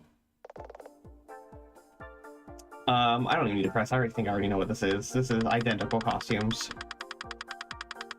Wait, but we might have to press on it to, like, trigger the thing to be like, You think so? maybe. Hold it! Just in case. Okay. You've seen the footage? Nope. But Mr. Hawk described it to me. He said it shows Melia in her Valkyrie costume. Interesting. She hasn't seen it. Maybe it's time to show it to her. So maybe it's actually The footage itself? maybe? Okay. And let me save just in case. Objection! Yeah, okay. Amara, can you look at this? See, and if we hadn't have pressed on it, you would have shown the identical thing and we wouldn't have known. Yeah. I assume this is CCTV footage. This is actually the first time I've seen it. Describe what you see. I see Melia in costume. Are you sure? Of course I'm sure. Describe what you see. Melia. No. Be more literal. Your Honor, sustained. You had better be going somewhere with this, Miss Aquila. Humor me, Amara. Fine. I see a woman. Go on. She's blonde, and she's wearing a Valkyrie Freya costume. That's it. That's the problem. What? Amara Walker, the footage is monochrome. It's black and white. It's also low definition, and it's dark. Are you certain that it's Valkyrie Freya's costume? Are you truly certain it's even Melia in this picture? Also, if it's monochrome, how do you even know she's blonde? Right. Because I'm not so sure you can be. Your Honor, a great deal of speculation rests at present on the veracity of this piece of footage, which my client flatly denies. I suppose we were suggest this photo doesn't show my client at all? Or suppose I would suggest this photo doesn't show my client at all. But how could that even be possible? It's simple. Amara Walker aspires to be Melia's equal in every way. They have the same body measurements down to the millimeter. Wait, their costumes are identical, save only for their color. Wait, And this is the black and white footage. Wait! And we've established that Amara has a Pyron 9000 FX remote at the time of the incident. Wait! Are you seriously accusing me of being involved in Janice's murder? Will you do anything to exonerate your clients? Yeah? What am I gonna take a lecture on professional courtesy from you of all people? Yeah, that... Yeah. Your Honor, when was the CCTV footage? Your Honor, when the CCTV footage was taken, I was in my trailer. I have careful regimen of leave-in conditioner that takes several hours. Oh, you do that too? I do that. I can see. That's why your hair is gorgeous. It always was one of my nicer features. Okay, now this is where we use the wrong conditioner. Not now. I can't lose this momentum. Your Honor, I would like the witness to add this latest fact to their statement. About the conditioner? Yes. Witness, please amend your statement. Okay, and I already know what to present, so I'm not even going to bother pressing. It's the wrong conditioner. Fine, I'll do it anyway. Fine. It takes a whole evening? Several hours. Then again, I'm not surprised you didn't know that, with that whole split end of yours. I'll have you know... Miss Aquila, please. You really should visit the salon. Well... Can I withdraw my question?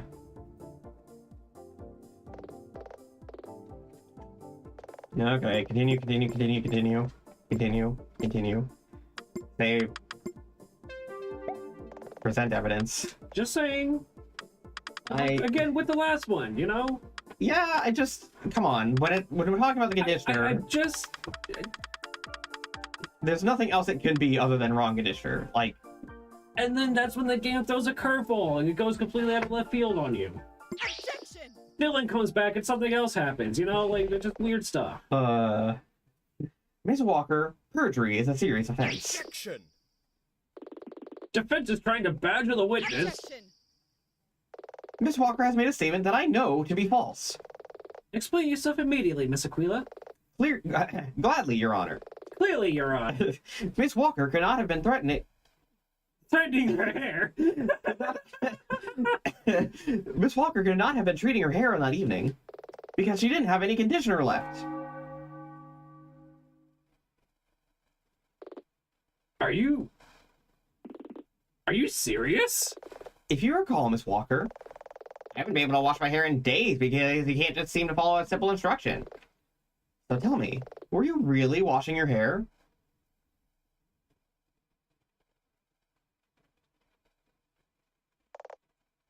Miss Walker, quiet, Navona. But Miss Walker. Fine.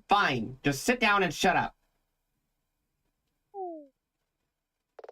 Your Honor, it could not have been me on the CCTV footage, as I was out that evening doing some preparation. I'd done some research about an upcoming photo shoot. I'm not sure how that... Milkers? Next week, I have a centerfold pinup. Oh, right. Next week, I have a centerfold pinup shoot planned with Milkers magazine. So I was at a beautification office on 4th Street, having a Hollywood wax. My PA, Devona, is shouting because she probably has a receipt in her office.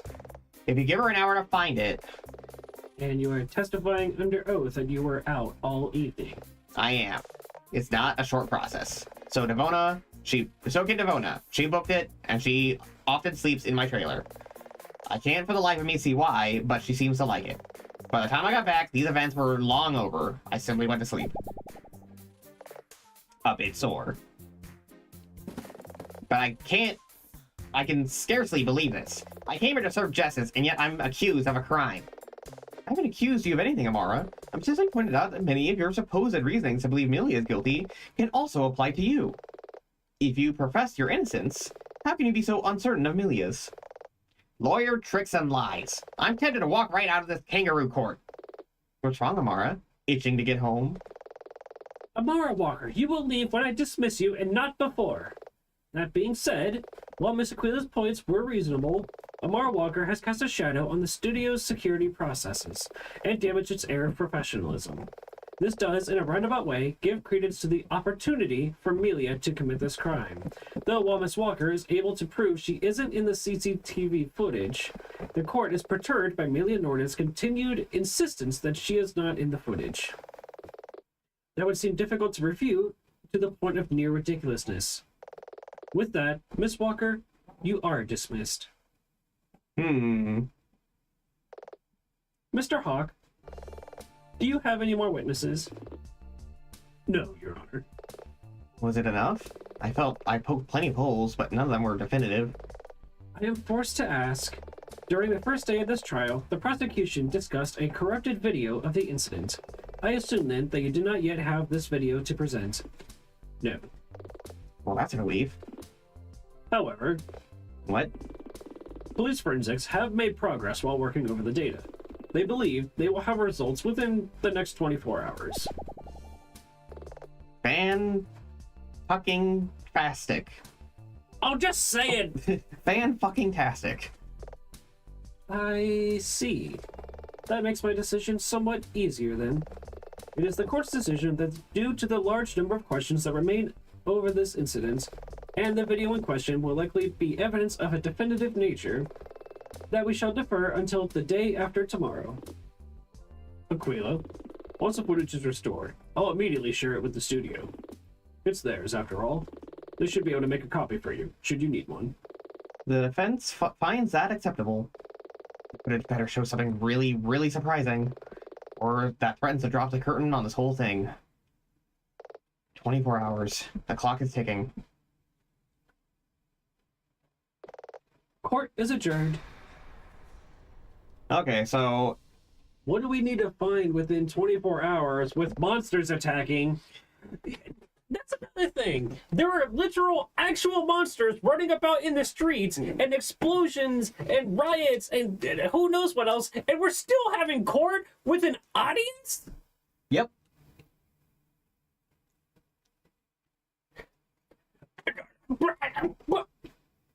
Honestly, that's not too different from what's happening in real... Well, we're not fighting literal monsters, but there's always this onslaught of bad news after bad news happening, and yet we're still going to work like everything's normal. So, you know. Well, yeah, but I mean, they have literal, genuine, actual slime monsters and weird, like, fox things popping into existence out of nothing. Are you saying that if slime monsters did start popping out of nowhere in real life, that we wouldn't still be forced to go to work anyway? No? No? No. Martial law would be declared, the military would be deployed, and there would be a lot of explosions of people. But, you know, remember what happened during COVID? The fucking essential workers thing? People would still need to make food. People would still need to work the grocery stores. Mm-hmm. So, hey, drive to work, you know, swerve around the monsters if you have to, or hey, maybe you can just drive into them, save the army some time.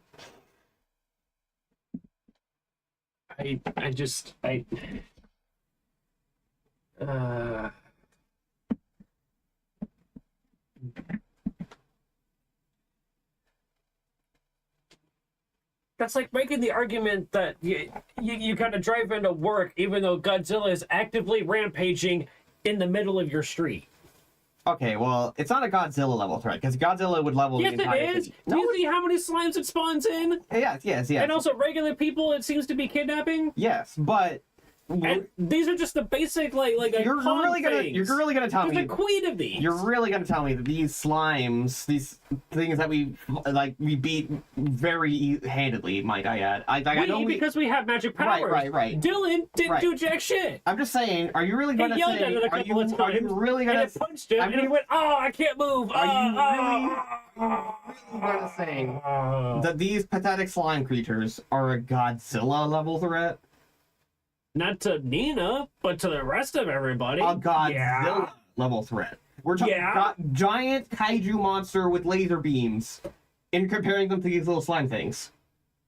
Slime's the size of a person. I don't see that as a Godzilla level threat. I just don't. Like, it's a threat, don't get me wrong, but a Godzilla level threat? considering nothing that anybody is... Well, when also combined with all the explosions happening, and the fact there's more of these things... I don't know. I don't know if I And they literally pop into existence from nothingness because of weird magic bullshit. like. Therefore, they're even more of a threat than Godzilla, because Godzilla, there's one of them, and he's hurt by missiles and gunfire and bullets and tank rounds and So shit. let me put it this way: if Godzilla, You can kill hold on, Godzilla. let me put it. Let me put it this way: Godzilla would take the entire Justice League. These slime things, the Green Arrow could take them out.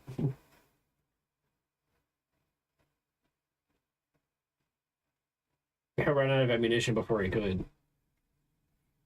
Fine, Wonder Woman by herself. Well, yeah, but she's... I'm just saying. Wonder Woman's like actual Okay, Amazonian goddess, though. Right, okay. Okay, hold on. Batman then. I mean, whatever. Like, I'm just saying. God couldn't. Godzilla would take the entire Justice League. These slimes, just one hero. Just one hero. I mean, I guess. That's what I mean when I say that these slimes are not a Godzilla level threat. All right, whatever. Great, Chad hasn't left yet. Looks like he's checking his phone. It does. It looks like he's just kind of...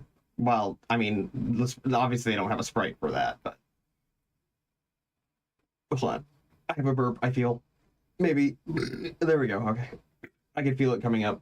About a 3 out of 10. Yeah. Maybe I can arrange him to... Right? Maybe... Maybe I can arrange via him to meet with the DA, Terran Kestrel. Hey, Chad. Aquila. Something wrong? Is Terran Kestrel about today? The DA? She's usually upstairs in her office. I want to speak to her if possible. A moment, if you will. Yeah, it's Chad Hogg. I have a defense attorney down in courtroom B who wants to speak to you. Aquila. Nina Aquila. Legal Eagle. No, she didn't say. Do you want us to come up, or...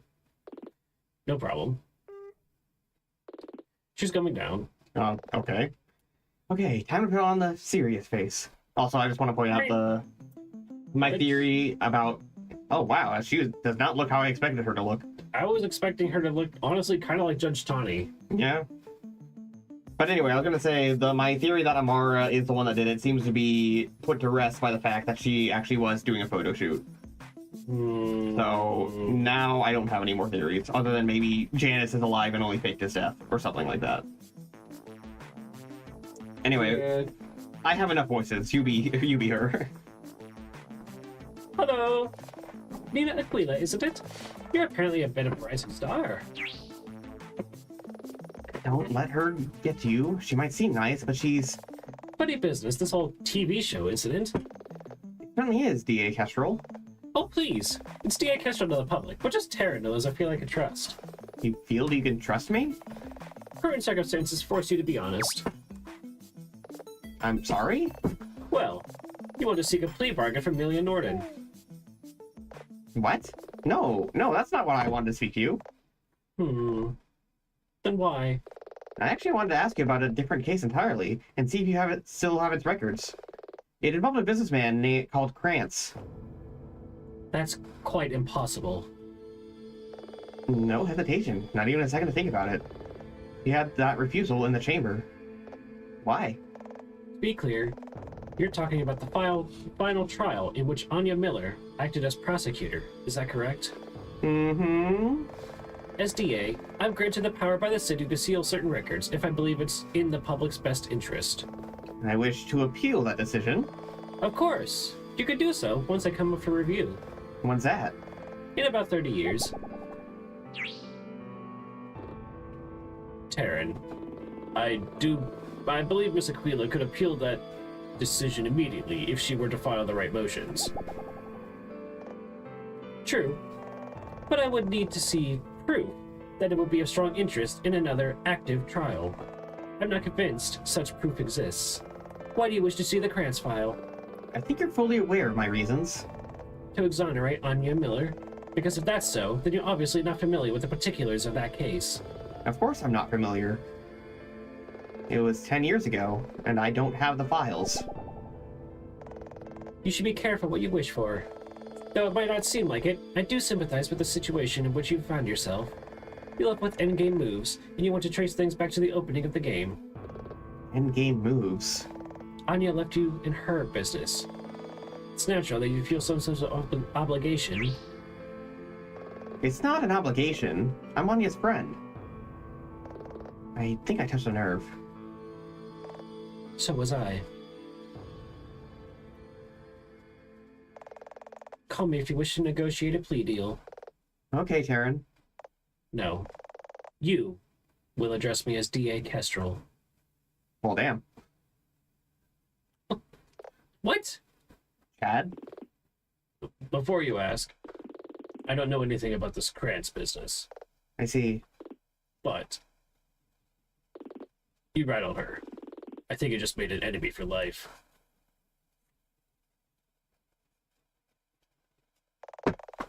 You should be careful what... Oh, wait. No, I don't know why I... You What, should be careful what you wish for. what did she mean? No time to wonder about that now. Only got 24 hours to try and find some answers to Milia's case. Maybe it's time to get some outside help. Convenience store, payphone, let's go. Who are we calling? Why don't I have a cell phone? Are we summoning somebody? Also, yeah, why don't you have a cell phone?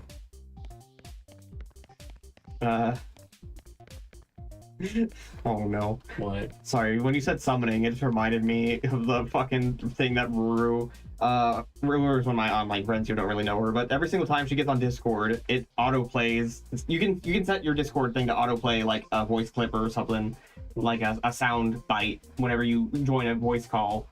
And hers is, summoning acid rain! Ah! It's screaming. What? It's really funny. Okay. So every single time she pops in the voice call, you just hear, summoning acid rain! Ah! Hell? I don't.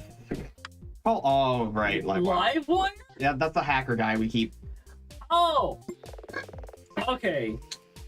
What was it again? 555-548-39473. Yeah, I forgot that was the name of a hacker dude that we were talking to, and that we were just calling up like Livewire the site to like try and get their like hacked records.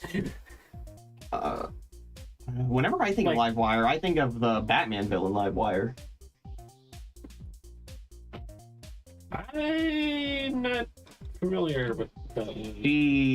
She's like an electric power. Well, I'd imagine with a name like that, but I'm not familiar with her. Now we need to head to her house. Can I buy anything while I'm here? No. Hello, welcome to Kabini. Anyway, warehouse. No ramen? I guess not. Wow. Okay, well now I gotta figure out a way to get to the warehouse. At the bottom of town, or? Where the exclamation mark is.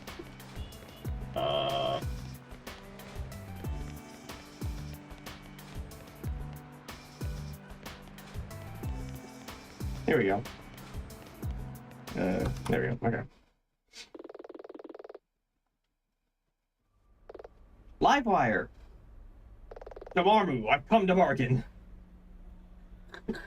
Gotta be around here somewhere.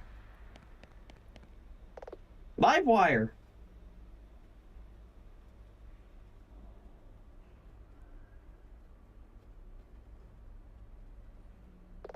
No help this time. Harry Potter! Did you put your name in the goblet of fire? Don't ask calmly.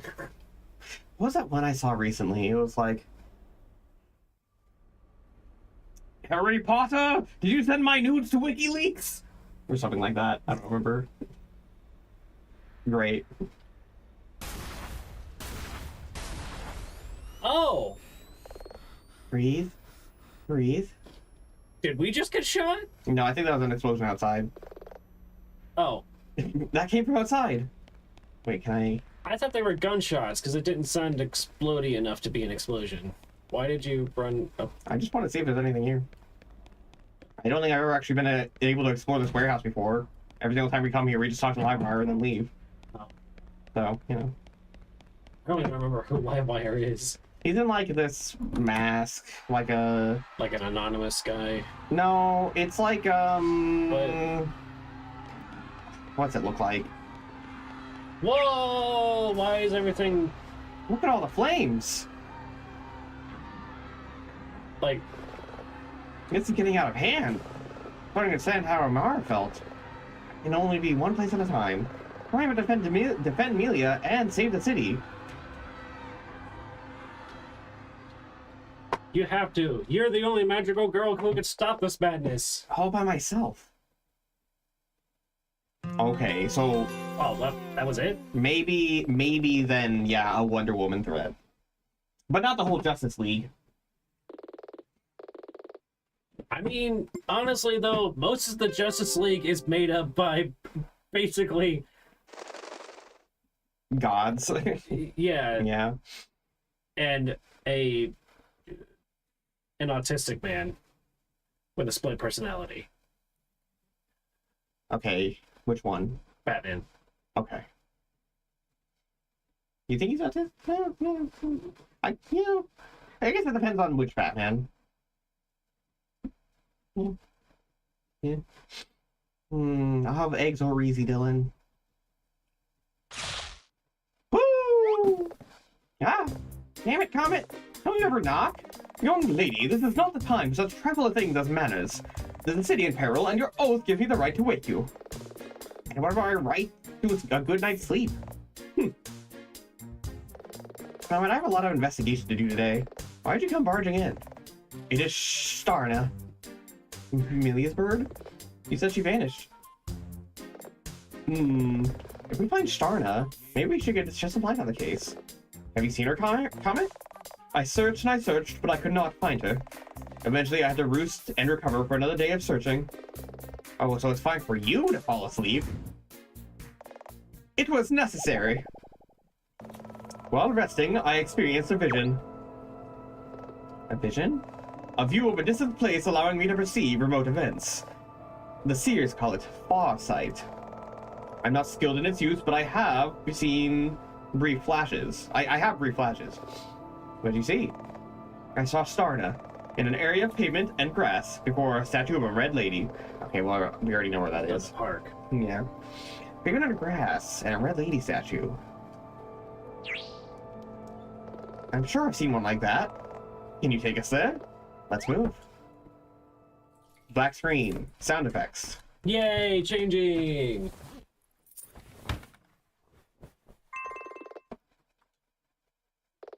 Now, where did I see that statue? Oh, come on, Nina. Are you really so forgetful? Yes. Damn.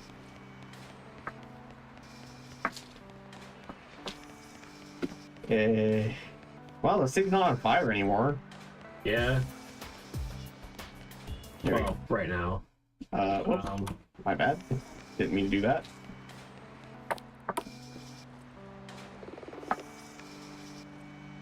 Okay, statue of a red lady. Wow, that was Farna! Farna! Is she breathing? I can't see her breathing. She's breathing. But she also looks exhausted. Can you be Farna? It's the end. Don't say that, Sharna. You'll be okay. No, not me. It's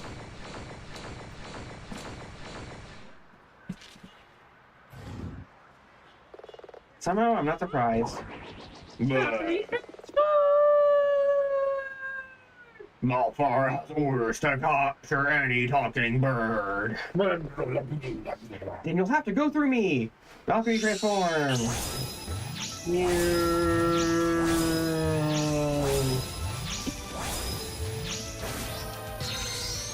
Hell yeah. Why the wings? Why not wings? Also, why is it black and red? Doesn't that normally strike as like evil colors? Yeah, usually, but yeah. You ruffians won't harm a single feather on Starnet's head, not while my wings flutter. There's a lot of them, Comet. Ha, a mere trifle. It's time I introduce you to your most powerful attack of all, the deadly Megaton Smash! What's a Megaton Smash? You need to build up power to do it. Okay. Fight enemies, and you send them packing back to Niflheim. It'll charge your power. Get to full power, and I'll tell you the next part. Keep Starna safe.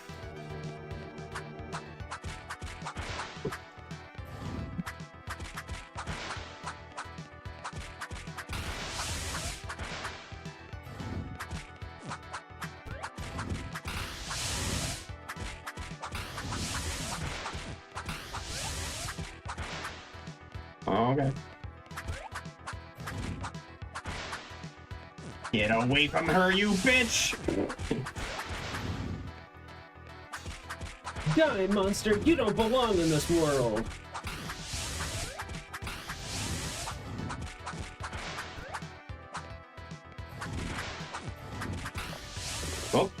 Whoops, I didn't mean to skip that. What do I do? You can now provide an attack attack, but at full power, hold the attack button, perform its travel attack. You can also use the cancel button if you prefer. Get amongst the group of these ruffians and smash! Ow. Can I? I'm holding. There we go. Huh. Oh, a new enemy.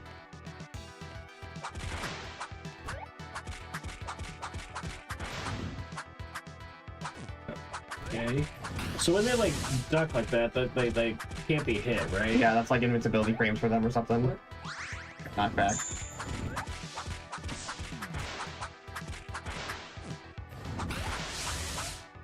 Oh no. Dang. Alright, pretty useful. What?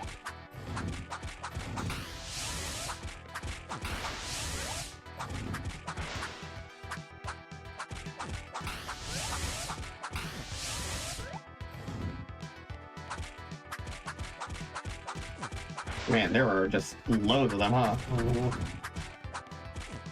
What? Did the attack was already over, but it still hurt me? Yeah.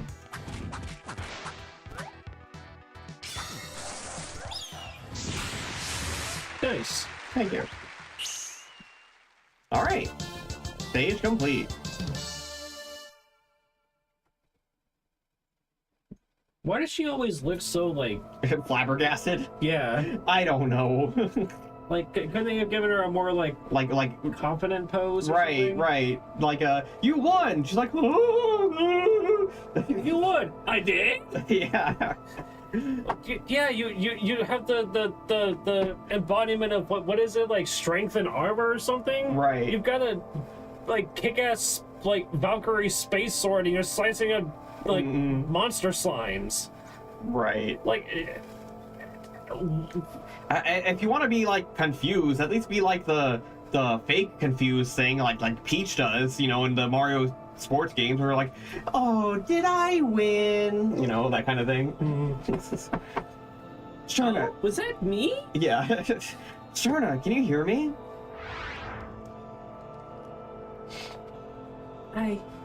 Yes. Try not to talk. You're clearly. No. Don't you see? I only just escaped. The end is coming. The sky will crack. The seas will run red. Honey badgers and squirrels will... Okay, that's enough. I get it. It's a Ghostbusters parody. But don't you understand? No, we don't. There's a bunch of pink slime flowing out of the city. And that's Ghostbusters too. Exactly. Sharna, perhaps you were to start from where I lost sight of you a few days ago. Well, I ordered a pizza, and then I went and hid in the treehouse, and I watched Ghostbusters and Ghostbusters 2. You know, a lot of Ghostbusters 2 is just retreading the same steps as Ghostbusters 1. Have you noticed that? Yeah, except also there's a ghost train, implying that, like, physical objects can have ghostly manifestations of themselves for some reason, implying they may have souls. And you know, that reminds me, there's also a ghost train in Final Fantasy, and you can suplex it. You can suplex the ghost train? You can suplex the ghost train.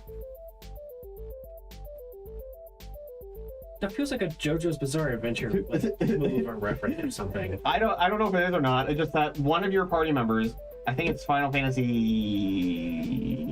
4. No, Final Fantasy 6.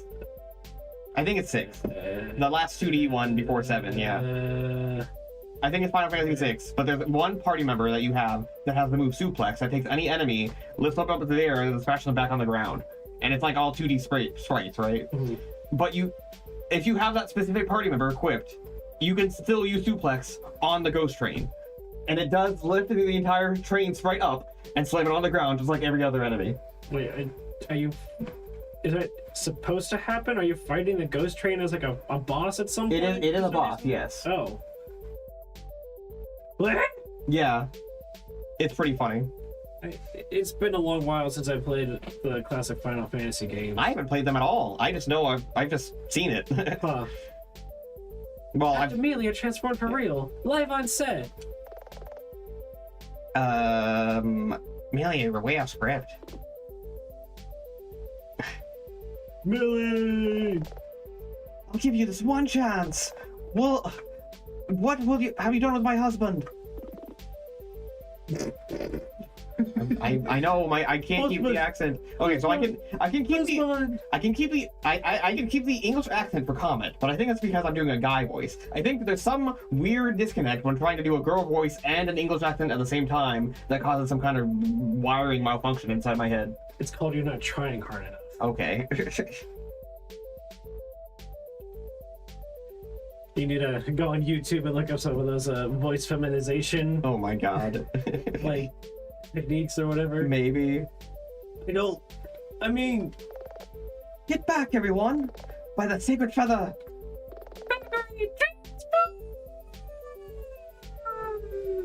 Yeah, we already figured out that part. We ran to Janice's trailer.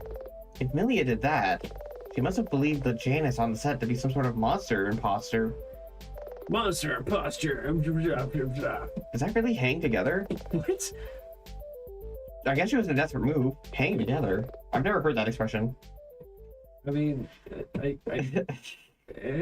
So when you two ran back to the trailer park. Amelia thought the real Janice could still be in his trailer. When Janice wasn't there, I flew to look for him. I searched the usual places in the city to no avail. I was forced to open a portal to Niflheim, realm of despair, to continue the search. That's where I lost you. And you've been there for several days? That's why we need to hurry. Keep it together, Starna. You searched in Niflheim. What did you find? Did you see Malfara? No. That was the strange part. I sneaked through her castle, observed her minions, but she was nowhere to be seen. She's been busy. How so? Somehow, she's recruited a new army of monsters, greater in number than we've ever seen. She's empowered the major monsters to travel between this realm and hers. This magic seems to snatch the monsters back to Niflheim the moment they are defeated. Every night, the army seems to grow. I don't know how they're doing it. The monsters were guarding something secret. Perhaps some new weapon? I tried to investigate, but I was spotted and only just managed to escape. Wait. oh my god, start us in on it! Oh my god. I don't get this. Don't get what? You, or at least the girls, defeated Malfara. How is she able to do this? You told her that? I was being terse. You exaggerated. Can one of you please explain? Malfara is the elemental mother of despair, given form and shape. She can't really be killed, only prevented from harming the people of Midgard, Earth. In our last battle, we soundly defeated her and destroyed her scepter. Oh.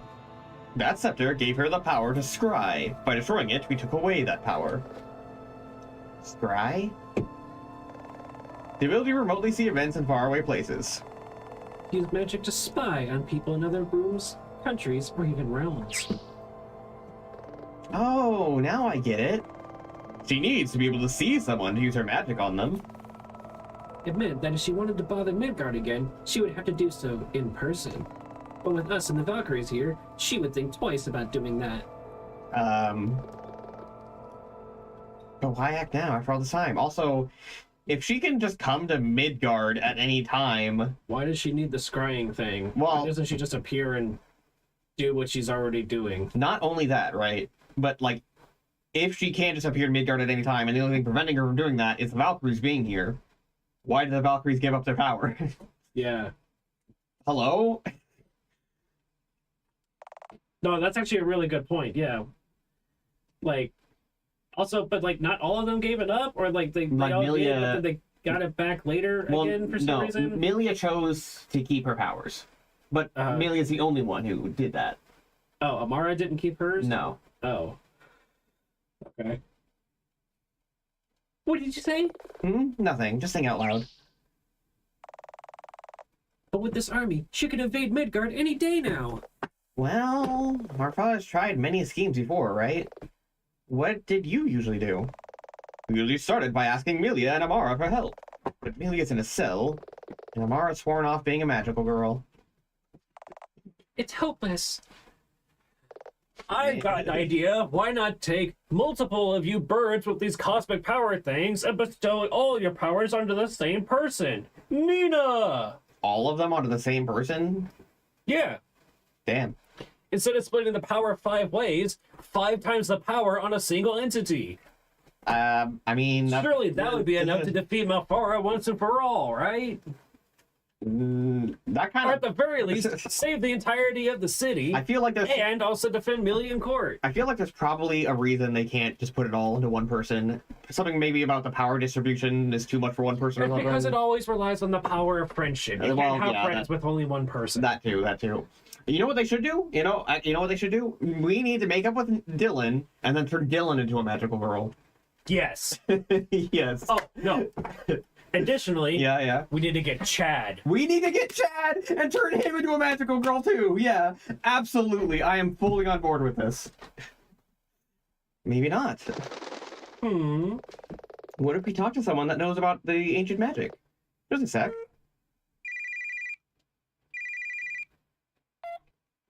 I told you not to call me!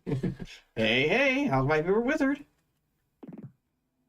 Yeah, this is a Brotherhood guy, the guy who revealed to us that the magic cards have real monsters in them. I think you were him. Okay. From like the first chapter, or I guess technically the second chapter. The first chapter was a tutorial. All right. Nina Aquila, The very same. it is good to hear from you. With all the turmoil in the city, Yeah, about that. you are involved. Why am I not surprised? You know Ramius? Of the Brotherhood of Ishtar? We go way back. Now there's an unmistakable pair of voices.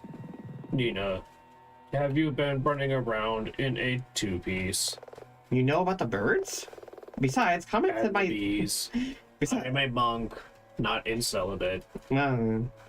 Besides, comments said my psych chose the cut of the outfit. Besides, I have plenty of magic for the bedroom. Oh my god. She tells that to all the girls. But yes, I am aware of the valiant Valkyries and their struggle against Malfara, Queen of Despair. Though it has been some time since our paths crossed. We're trying to work out how to stop Malfara's latest plan. Can you help us? Sorry, but I can't directly intervene. After our last meeting, we moved the temple outside of the city limits, and we need to ensure its location is not discovered by outsiders. But I had dealings with the Queen of Despair before. Though Malfara is utterly evil, she reasons like a person. She's threatening the city. It'll be for some sort of reason. I just wish I knew what it was. Then why not simply find out? What? Go to Niflheim. Find your answers. If you find Malfara, you could ask her. Or, if not, a detailed search of her castle may yield the truth. What? Okay, so we are going to Niflheim, I guess. Thanks, Remius. I wish you the best. Then we have a plan? Hardly. Millie's still in jail and I need to defend her tomorrow. Traveling to another realm is gonna suck up the whole day. Perspective, young lady. Huh? Millie may be in a cell, but she is still a Valkyrie. She took an oath to protect the city in this realm. I know that Amelia would want you to prioritize that over her welfare. Nora's right. You really are manipulative. But am I wrong? I was gonna say, is it really manipulative though? If like they're just trying to urge you to do what honestly is probably the right thing. Yeah. I mean, I guess it's like the way she says it. But, yeah. No. We can't just go to Niflheim. I was lucky to escape. What if you didn't go alone? You think you can convince Amara? Or spring Melia from jail? No. But your team, the Valiant Valkyries, was a team of 5, right? So there are 3 others we could ask. Well, 2.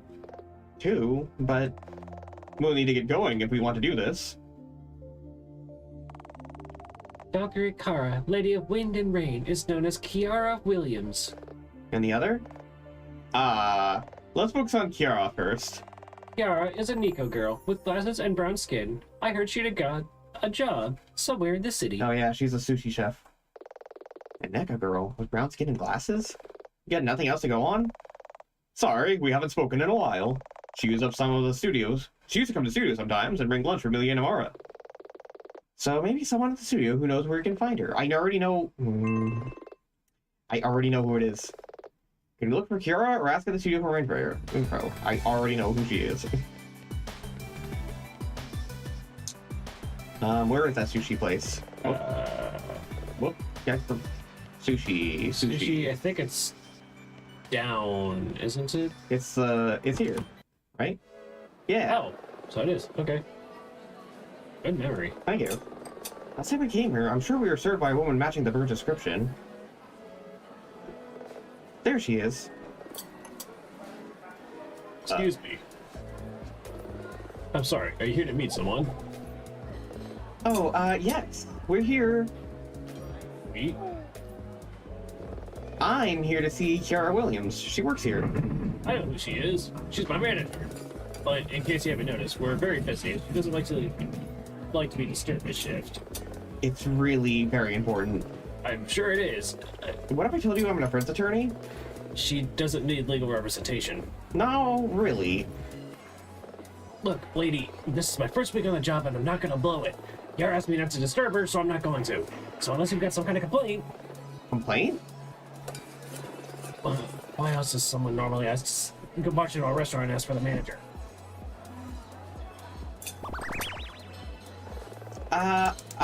Just one seat, please. At the belt. The birds. Nothing for them. Grab a spare seat. Seems I want to speak to Kira. I'm going to find something to complain about. Time to go full Karen on this guy. Jeez! It's his first week! Nina! Oh! You are just Let's the see. worst right now! Let's see if I can find 3 things to complain about. Is that trash in the corner? Is that what that is? Oh my god. Hold on. I'm eating. I'm gonna eat the whole restaurant. Ow. There's just gonna be no food, huh? I think it's enough sushi. Besides, I didn't really come here to eat. I was trying to actually get that phone.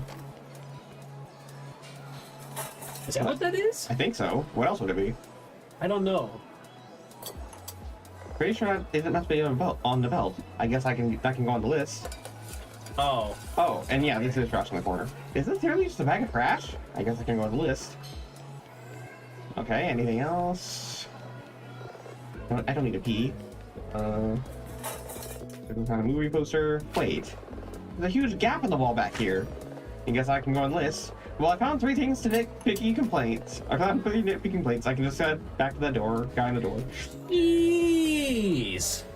Also, I find it kind of funny we got an issue every eating sushi at the sushi restaurant. Yeah. Welcome to the... oh, it's you. What do you want? Did you think I was just gonna leave? I found a whole list of problems with this place. Structural problems, trash. Well, what do you got to say? Oh, I'm sorry. It's hard, okay? And I really need this job. Ever since my previous place downtown closed with all that redevelopment going on, and then my mother-in-law got involved, my wife listens to her, and and really, I should have just stayed in the army, you know? I think about that a lot because... Okay, he's just doing his job. Let's at least try to be nice. I think I only left because I have unresolved issues with my father, and... Whoa, settle down. Firstly, I didn't mean... Actually, scratch that. Firstly, you probably need to see someone. But secondly, I don't want to get you in trouble, but I need to speak to Kiara Williams. Could you please ask her over? I'll drop all of this if you do. Sure. Boss. Boss! Customer wants to speak with you. Seriously, Chris? Another customer complaint? I told you. Woo! Woo! Yeah! I'm assuming you're not just here to complain about salmon. Come with me to my office. We need to talk. Your office? Your office is the bathroom? This This isn't an office. I don't actually have an office. I just need somewhere we could be alone. What if someone needs a pee? Don't have to hold it. This is way more important. Amit, Shtarna, what's going on? Well, to begin, shall I say, the beginning.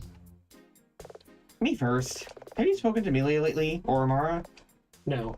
Honestly, I only recently got promoted. I've been kind of busy. But I drop in from time to time, and sometimes Amelia comes here. It's always nice to see her. If she means that much to you, why do you choose to work on the show? Hank said. Oof, she bristled a bit at Hank's name. Hank and I were close. Briefly. When the fight was over and Malfara was defeated, I felt that we should all make the most of that victory and get on with our lives. Hank offered Amelia and Amara a way to keep one foot in that world, in the memory of those who never got the chance to walk away. I felt important that I lived my best life, my way. But Hank and I had a bit of a fight, and we never really patched things up. But that doesn't come close to explaining why you've turned up here, with the birds. Who are you, anyway? Kira, my name's Nina Aquila. I'm an defense attorney, specifically Amelia's attorney. An attorney? For Amelia? Kira, are you aware that Amelia is in jail right now?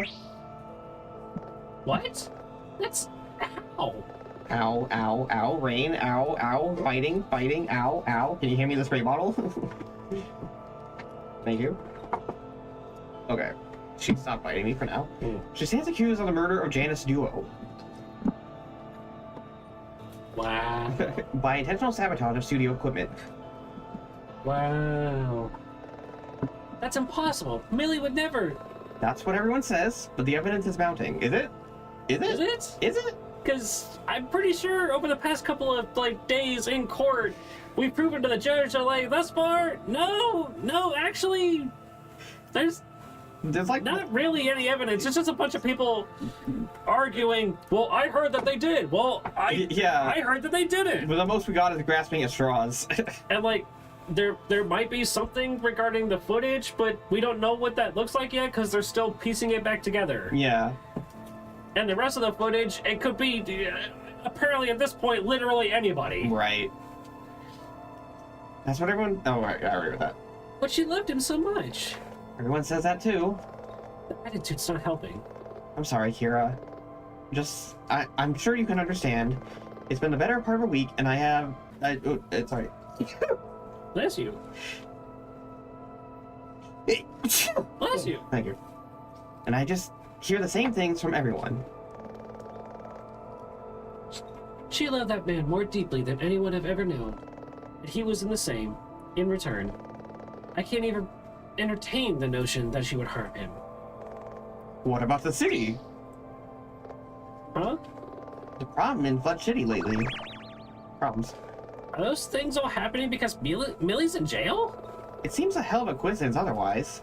Kira, someone gave me the powers of Valkyrie Brynhild to try and help. Oof. That's not gonna go down well. Why does everyone say, Nina, we must make haste. We've been given the powers of the dead one. The one that, because they're like, oh, well, there's only 2 left. Wait, shouldn't it be 3? Let's move on. Huh. So our power comes from the one that died. Oh no. So that's why everyone's always like, oh, that's not gonna go over well. Oh, who cares? Well, it's probably a touchy subject, you know, that was their friend and all. Well, I mean, yeah, but like, whatever. Just let's go. Nina, we must make haste. Fine, fine. Well, with all that's happened, I want to go to Niflheim and try to get some answers. I'll join you. No question, not even, no hesitation, not even a like, why? Really? No, you want me to come? Oh, I want you to come. I just thought you'd need more convincing than that. My best friend's in jail. The city is literally on fire. Well, not currently, it's just smoking. Right. And you're asking me to come with you to the Realm of Despair for one last ride. Sounds like fun. I, Kiara Williams, will once again take up the mantle of Valkyrie Kara, Lady of Wind and Rain, in aid of your quest. That's one. Kiara, do you know where we can find, how we can reach Danny Trust? Wait, I know that name. How do I know that name? Everyone knows that name. Danny's a music idol. Fortunately, she's performing at the Moe Music Festival. That's great, but if she's a headline act, security's gonna be like a fortress. Not when you've got this. Backstage pass. How? She sends me them whenever she's in town. I've only got one of them, though. You should probably go on your own and talk to Danny. Call me later and I'll come to you. Great. Okay, let's... One more thing. Is Hank, seeing anyone? Kinda, sorta? Yes, I think. Oh. I was thinking of getting in touch. He wasn't here last Monday, just eating on his own. I remember because it was a cold night and he wasn't wearing his usual jacket. Who's alone? I'll keep my phone handy. Call me once you're ready to meet up. Will do. Wasn't he on a date with Devona? I guess Devona never showed up? Or maybe he's... Wait. Pause. Okay, Pause. Pausing? Passing, like, a train of thought here. Devona, by being anxious and everything, Yeah? is technically supposed to be managing the actresses, right? Right. And is supposed to be kind of like Hank's second in command. Yeah. And because of everything she has that's on her workload and whatnot, she should have a basic idea kind of about how everything functions and stuff, right? One would assume. Are you trying to get out maybe Devona's the one behind it? Well, she is blonde. She does appear to have, I'm assuming, kind of the same build that Amara and Millie do. Ooh. Hold on. This is are her measurements We don't... on the list with the other ones? Hold on. Cat. Where is it? There it is. Devona. Okay. So her measurements. 35, 21, 33. They Oh match my exactly. Fucking god, dude. Oh my fucking god. Did we just figure this out? It has to be Devona now. Like, that can't be a coincidence. It certainly doesn't seem like one to me. Well, I think we solved the case, guys. Also, that would explain, like, why her having excuses of, like, why she was there and why she's constantly overlooked and whatnot, because everybody bullies her. Yeah. So she's the one who wore the costume. And because Millie's costume wasn't actually a costume, it was her actual transformation. Mm-hmm. Which means Devona put on the costume version of her costume. Mm-hmm. And used the remote. Yeah. It would also explain why she was super way off script. Yeah. Because, well, she doesn't know any of the actual lines and whatnot. Well, no. it wasn't Devona in the. It was Devona in the CCTV footage, but not on stage. On stage, it actually was Millie. Okay. Right, because it was her actual transformation, not the costume. Yeah. She went off script because Janice was acting weird.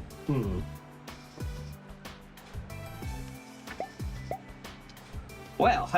Anyway. Tickets. Hello? Why did my... What? Hello? Okay. There we go. What? Tickets for the festival? Oh, just a sec. Backstage pass. A backstage pass? Yeah, we're, friends of Danish Frost. I see. Danny's just about to go on stage. I'll let you into the venue, and you can watch her performance. Once you've finished, speak to a member of the staff, and they'll hand you. Got it? Cool. Got it. We can watch the pixels turn this way, and then that way, and then back the other way. Are you even moving, or? I'm not. It's doing it on its own.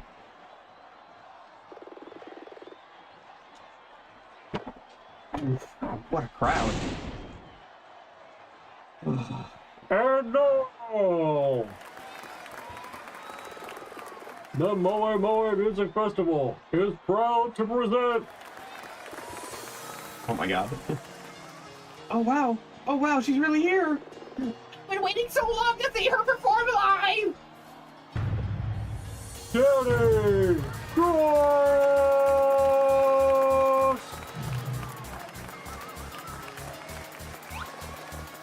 Hello, Flint City. It's really her. I guess we really are gonna have to wait till she's finished. Let's give this show on the road. Who's ready for one? From the new album. Such talent. Woo! Yeah, baby! Hit it. Let's fucking go! This is what we like to see! This is what I like to see. I had no idea this was such a busy event. It's a K-pop music festival. Of course it's busy. Is it K-pop? Or is it just assume. pop? Well, given the fact that it's like an idol and whatnot, I'd assume it's either K-pop or J-pop. Oh yeah, and they've got the sticks. Yeah, kind of like the fucking Miku things. Mm-hmm. And also, like,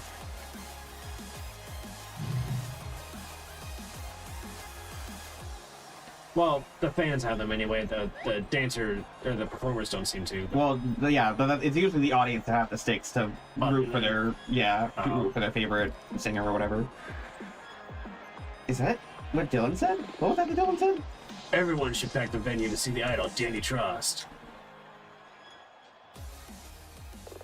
He really wasn't kidding. Like every biker in the city's here. Every biker in the city is here. Damn it, how could I have been so blind? Nina, what's wrong? Malfara's monsters have been kidnapping bikers, and every biker in the city is here. By the World Tree, you're right. I've got to warn. Oh, too late. Well, oh no. Are those monsters?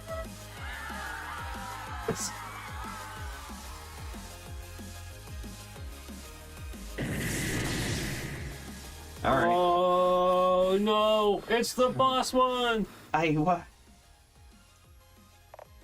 Nina! These people are in danger. We can't allow Malfara to spread the despair all at once. Otherwise, she's gonna grab the 16 students and force them onto a school and have them murder each other. Oh no! Start grabbing.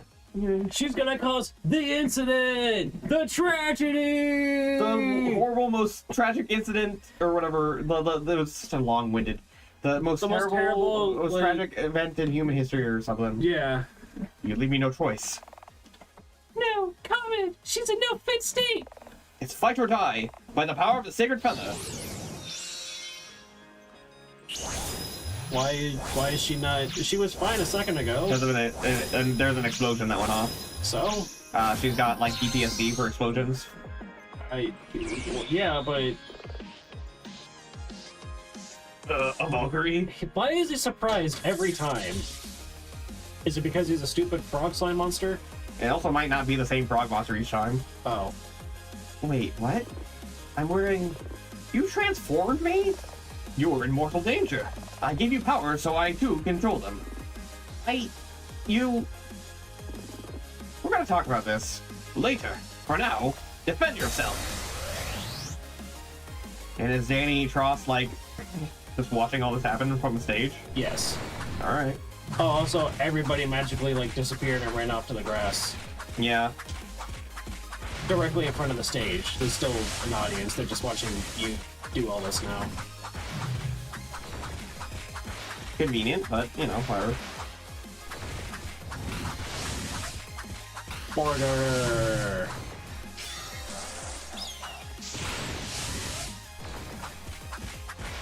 I don't even need the burger. I haven't even taken any damage yet. I'm just too good. It's making me hungry. I am hungry too. You want to eat after we're done streaming? Yeah. Speaking of, about what time do you want to end? Like, Probably at 9. okay. Maybe sooner if, like, a point comes up. Yeah, after we recruit Danny, which I'm assuming is going to happen after this battle's over, I imagine we'll probably just go straight into Niflheim, and then I can end there, so that way I can, like, title the stream something about Niflheim next time. Yeah! So yeah, that's thinking ahead.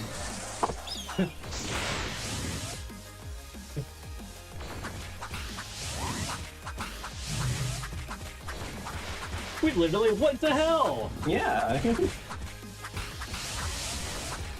Ow. Oh wait, I can do this again. We literally went to hell and interviewed some dead souls. Here's what they had to say.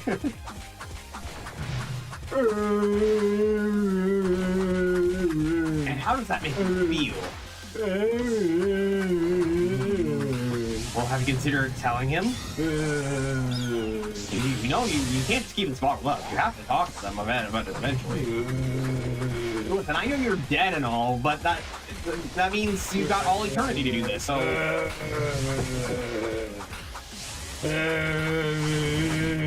You what, so you're just gonna avoid them for all eternity? Man, you'll never heal from your trauma if you just do that.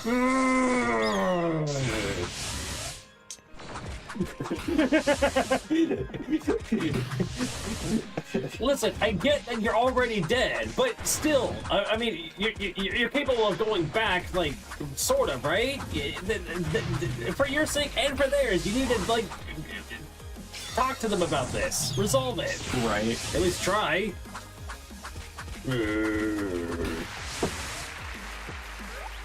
Yay! Idol Hero. Hell yeah. Not Idol Hero, like as in an idle clicker game, but Idol is in like Yeah. IDLL. I think Idol. Idle Hero is actually the name of a game, as in like idle, as in like waiting. It's like one of those cookie clicker type games. Pretty sure there is. Or is it Clicker Hero? I think it's Clicker Hero. I remember playing it There are once. probably both games like that. Yeah, probably. Keep them still till we can send them back to Niflheim. Let them go, Slimo! You're too late, Valkyrie. You're too late! You can't stop us. You're too slow. Oh yeah, Jelly for Brains? No one upstages me.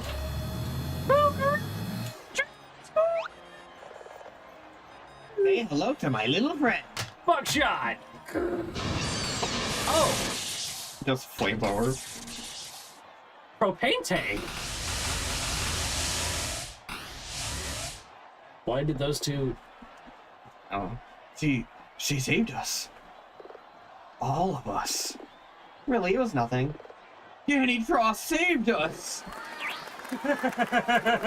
Seriously? I literally transformed in front of you into this magical girl outfit, and... Well, technically it was in the dark, so. True. Nice duds. Somehow I think yours fit better. Hey, I put on a good show, but you're the one that saved my audience. Danny Tross, at your service. Also, like, she ran out with a little, like, homemade propane tank flamethrower, and she burned, like, the big one away. Yeah, But- and all the little ones disappeared too. For some reason. Yeah. But also, like, Nina was the one that was running around actually, like, defeating them and saving everybody. Yeah. And also, she depowered in front of everybody, so now they all know what her alter ego looks like.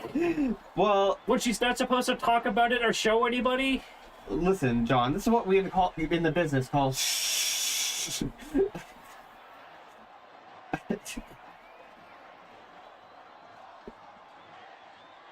J-pop fans. Yeah. Who also apparently all happen to be bikers. Yeah.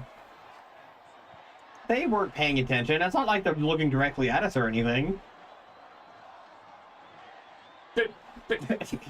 They're literally right now staring at you because you're talking to their goddess idol. Yeah, but John, you see,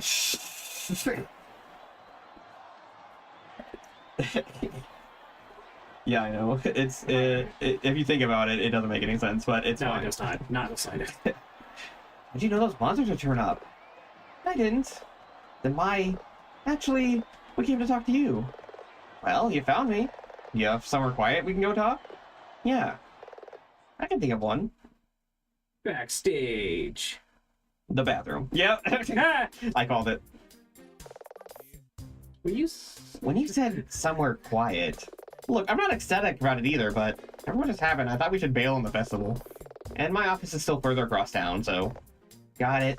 Well, you wanted to talk, so tell me why we're in the woman's bathroom at the sushi place.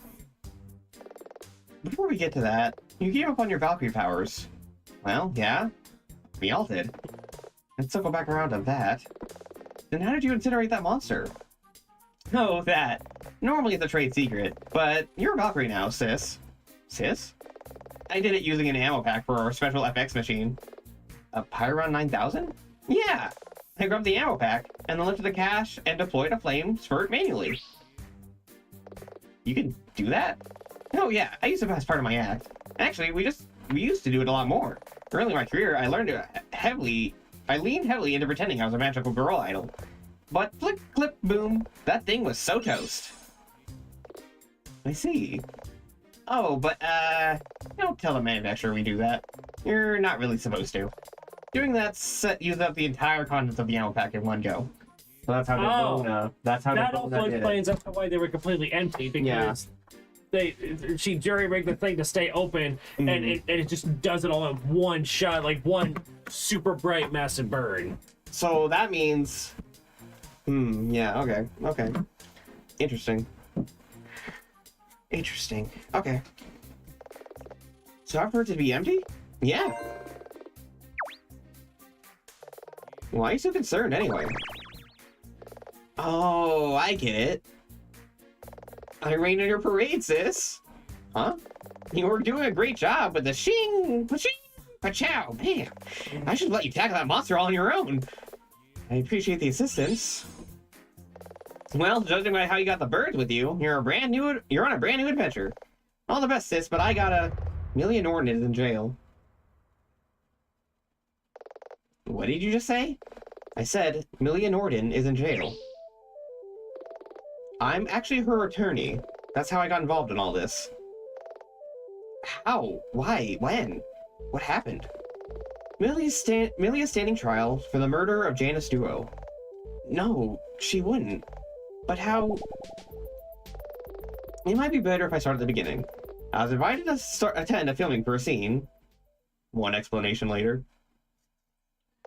3 hours later. But then Kiara gave me a backstage pass so I could come see you. I headed to the concert, and you know the rest. This is a lot to take in. So Millie kept being a magical girl even after everything had happened? Wait, Millie, why'd you take it out all upon yourself? Not gonna lie, sis. When I heard all that bad stuff going on in Fletch City, part of me did wonder. And seeing you at the concert? I guess this all relates to why you have a sacred feather. It was necessary, Danny. I gave her the feather for Brynhilder. Oof. That's not gonna go down well. They all keep saying that. Yeah. I get it. Okay. But, like... I've had enough of this. Why does everyone keep saying that? The last one who had the power died. Well, that means we're going to die? Did you give me cancer as part of the power? Is that what this is? It's because they died. Do I have cancer superpowers as a magical girl? It's because the last one died. That's the only reason. I'm calling it now. No. Also waiting the right moment. The right moment was before you drafted this poor woman into a magical war. The fate of the city, nay, the world, hangs in the balance. I swore I wouldn't blame myself. Can you two stop for a sec? This ends now. Why does everyone cast their eyes down when they find out about my powers? Do you know why we all walked away from the magical girl life? You defeated Malfara. That's part of it, but not all. On the outside, it all looks so innocent. Playful, even. Sparkles, glitter, matching uniforms. Going out at night to fight evil, then worrying about dating at the daylight. Sailor Moon. But that's just the sugar-coated topping. Beneath that, there was a war. A war fought by soldiers. And some soldiers never come home. Erica, right? So you have heard of her? Not really. Can't get the picture of you all together. Now that I've met you, she's the only Valkyrie I find it kind of funny that, like, even in the photo, Erica has similar, like, features to Nina, like the white hair and stuff. Yeah. That is true. The white, yeah, I didn't even think about that. The white hair. Yeah. I'm wielding Erica's powers, aren't I? Mm-hmm. Danny, what happened to her? When the war reached its peak, Malfara sent her greatest weapon to Earth. Her son, evil Prince Kakon.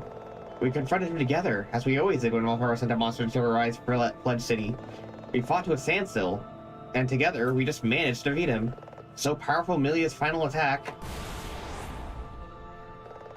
to that building around us collapsed, and Kakon crushed by the falling masonry. I'm pretty sure I read that all wrong, but whatever. We searched, but there's no rubble. We never even saw his body, and that's because it's Janus Duo. Oh. Then what happened? Mara was incensed. She insisted that once Malfara was found, that we'd kill her only to... Found that we killed her only son, her fury would be off the scale. But, as Malfara had given a measure of her magic power to her son, we thought that was the time. The time? The time to press the advantage. To strike while the iron was hot. And you all agreed on that? All of us, except Erica. She felt it was unjust to take advantage of such a situation. Big Sis always was the sweetest of us. You were close? I had a mom, but Erica was like a mom that understood me. But Milia made a decision, and as our leader, we respected that. Commandant Starna opened a portal to Niflheim. The final confrontation began. We underestimated Malfara's power. Even in her weakened state, she was still formidable. Seeing a chance, Starna told us to smash Malfara's scepter, and she used this to focus our magic. We had hoped he would trap her in the realm, and we would escape. Amara was the one who struck, smashing the scepter into a million pieces, beyond any hope of repair. Then what happened? We raced back to the portal as fast as we could. Amelia and Amara at first, followed by Kiara and the birds. But then Erica and I were attacked by Malfara, who had pursued us. I turned to fight. I wouldn't. Take your time. Big Sis grabbed me and threw me through the portal. As I fell backwards through the eye of the portal, as the rapidly closed, I watched Big Sis sacrifice her life to save ours. It just slowly, like, fades in like a mushroom cloud over where her, like, Oh my God. picture is. You're sure she... When we arrived at the other side, back on Earth, Erica's feather materialized back in Comet's position. Erica was dead. We were sure. Wait, so if one of the Valkyries dies, the bird gets the feather back so they can give it to another person? Yes. So it would seem. Is 5 just the maximum allowed to, like, dish out or something? So it would seem. It seems a little ridiculous that these birds made of feathers that regrow with magic power can't just create their own version of a magical girl army. I guess they only have a limited number of magical feathers. Whatever. Danny, I understand that it might be a lot to ask. You're going, aren't you? To Niflheim, I mean. That's what this is all about. I have to. Even if I could exonerate Amelia, it'd be meaningless if she's released from police custody when Pledge City is reduced to a pile of rubble. Plus, I have questions. Questions that perhaps only Malfara can answer. Want to know why she's doing this? There are a million answers to that, most of which won't help Amelia. The question I need to ask isn't just why, it's why now. And maybe, just maybe, that'll make all the difference. Take me with you. Why are they so willing to just, like, suicide mission their way into this? I don't know. Maybe they missed Also, the like, adventure. Why are we, as a lawyer, so determined to go to another dimension to talk to literally the evilest creature, entity, thing in existence that exists for basically the sole purpose of being evil and causing despair, to ask it why it's doing evil stuff now? Yes.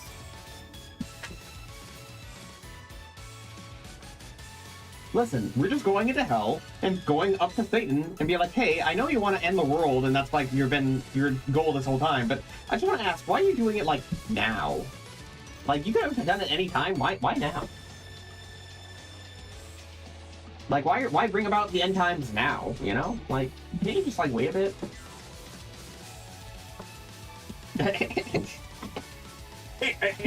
And you expect some kind of reasonable answer from that entity in a way that somehow it's going to tip the balance of your case of that creature's main rival entity who is in jail.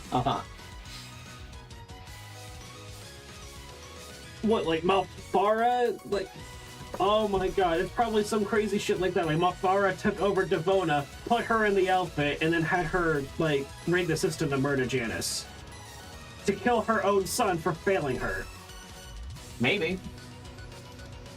Or, what if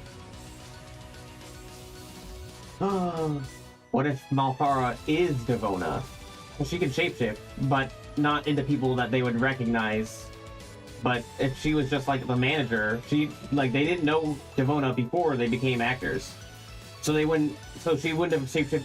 If she tried to shapeshift into someone they already recognized, they would obviously call out the fake. But they wouldn't recognize Devona if she transformed into Devona before they signed on or something. Or if she got hired on like after they were already... You know what I'm saying?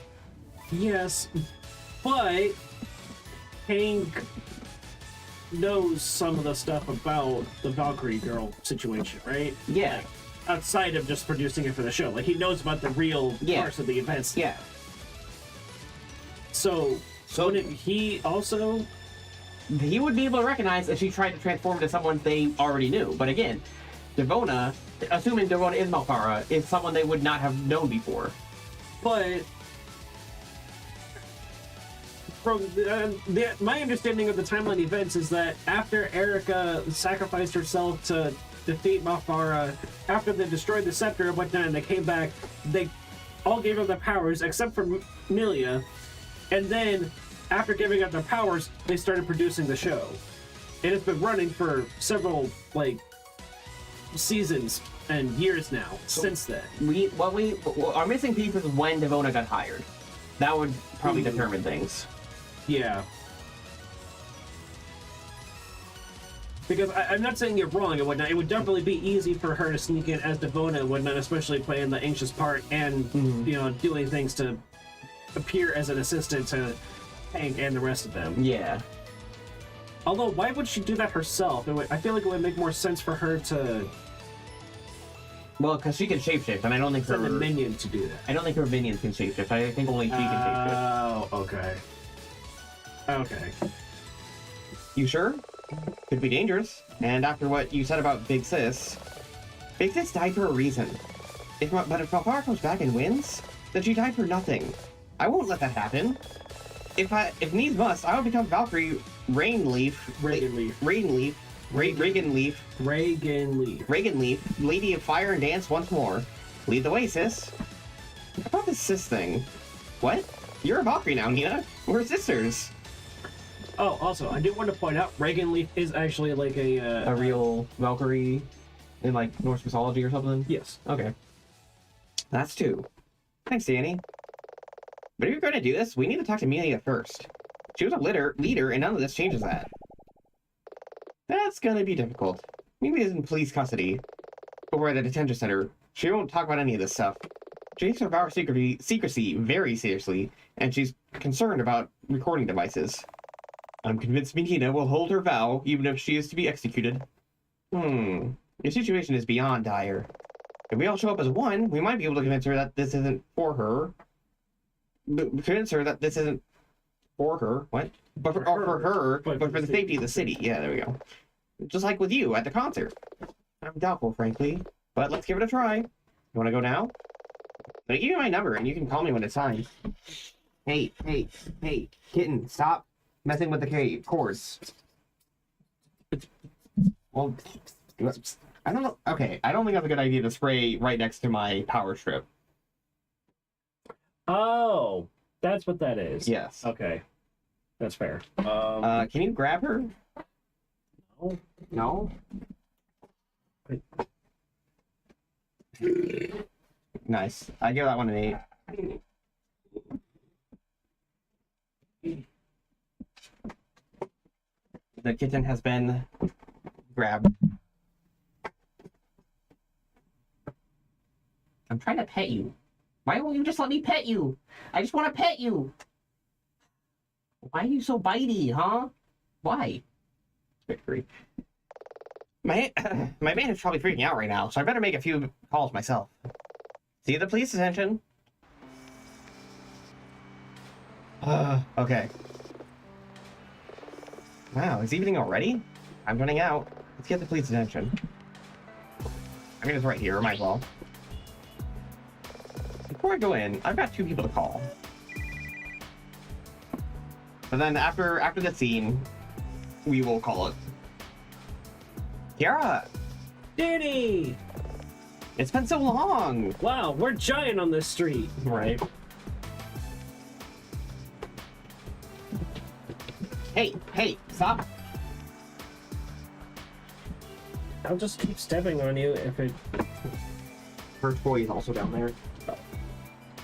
Okay, go get it. Over there. Go get it over there. Over there. Yeah, go get it. Go get it. Great. No!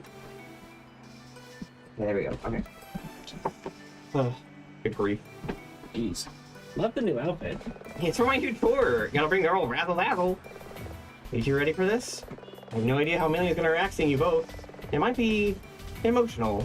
I just want you to be prepared for that. We're ready, sis. We're here for Millie and the city. Then follow me. Why do you insist? Oh my god, this cat. I swear to God. Can't you just leave? Huh? I don't want your help. You've got what you want, so just let it go. Someone's in there with Milia. Why you always like this? Why you always like this? Always gotta be the hero. Always gotta be the sacrificial lamb. The Did it say the? Yeah, be the sacrificial lamb. And they have the audacity to call me a diva. You think this is what I wanted? You to be in jail? Looks like I'm gonna have to jump in. Oh. I'm surprised to see you here. That's rich coming from you.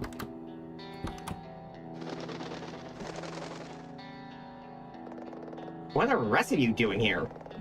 Miss Aquila recruited us for a mission.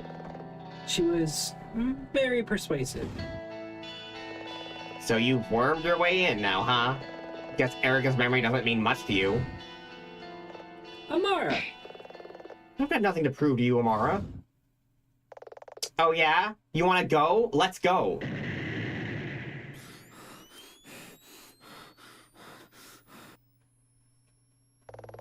Nina, are you okay?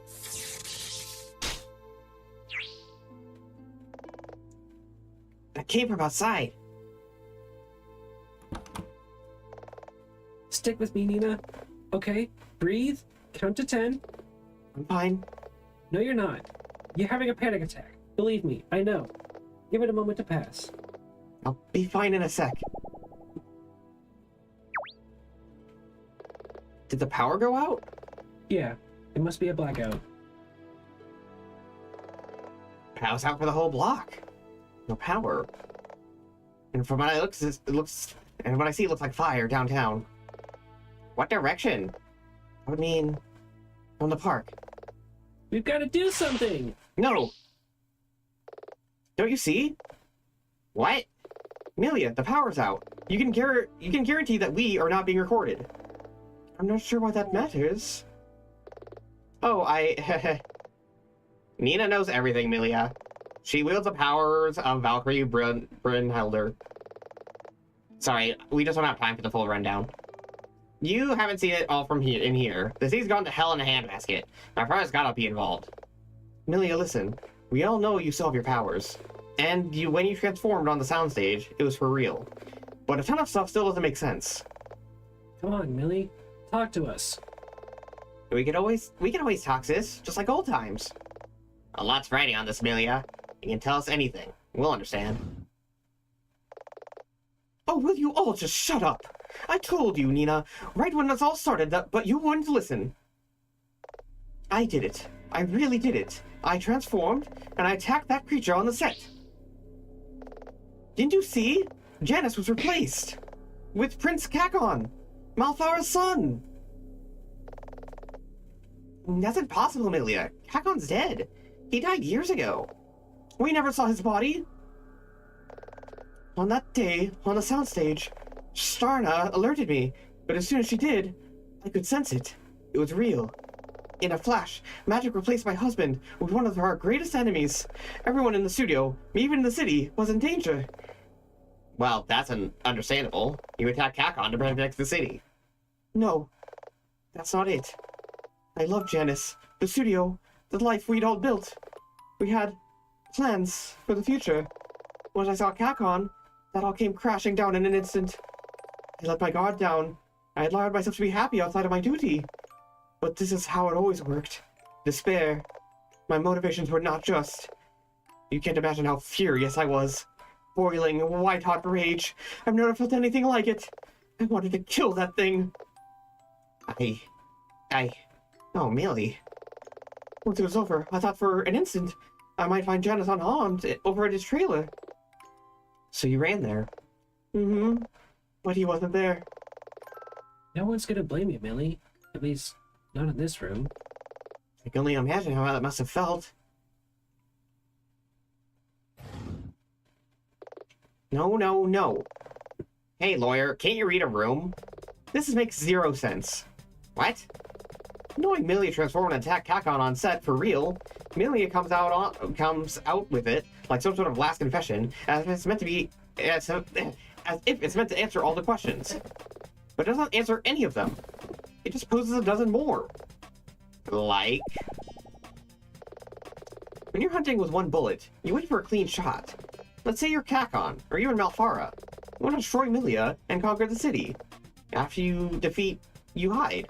Amelia gets a job, gets married, time goes by, she's a success. Then you reveal yourself apropos of nothing one day, and get incinerated? If that was Kakon on the soundstage, then what happened to Janice? Meanwhile, a dozen other things point to Amelia using the soundstage equipment to commit a crime. Coincidence? To suggest that would be absurd. Nothing is that perfect. Nothing. Something's going on here. I don't know what, but I intend to find out. Starting with possibly the greatest unanswered question. Why all this is happening? Something like that. To paraphrase Livewire, why, in this case, is like asking a chess player why they make a move. The ultimate answer is to win. The better question isn't ask why, it's why now. And I just can't but feel if we answer that, we unravel everything else. We search high and low in all the obvious places, and there's still no closer to the truth. We need to go to Niflheim. I'm still in. Me too. Nina. Huh? You need to go. You know going to Niflheim will be dangerous, right? It isn't like being in court. I agree to represent Milia, and I intend to do so to the best of my abilities. Why? You don't know us. Not really. Why are you sticking your neck out so far? Because she's a hero. A real-life hero. A bona fide magical girl hero. And once, a long time ago, just like her was on TV, just like One just like her on TV in the children's wing of a hospital, and a frightened little girl watched her adventures through her one working eye. For 20 minutes each morning, that little girl wasn't so afraid. And that little girl needs to do this. Eh? I don't like you. But you seem sincere. The city's in danger, and you need all the help you can get. If you'll forgive me for some of the unkind things I've had to do in the past few days, then I shall ride with you. And if necessary, as your sister, I shall die with you. That's 4. But let's hope it doesn't come to that. Then let's do this. Come on, Millie, let's bust you out. No. Why the hell not? Because I'm guilty. Haven't you been listening? My powers are what got us all into this mess. I'm not sure I can face transforming again. Millie. No, Millie is right. She should stay. Do you always have to butt in like that? We were the ones saying Millie was framed. I don't agree with her reasons for sitting this one out, but the way the court case has gone over the last few days, Amelia looks guilty. I can't sugarcoat it. It's not looking good. We arrived at a time where all will turn against us.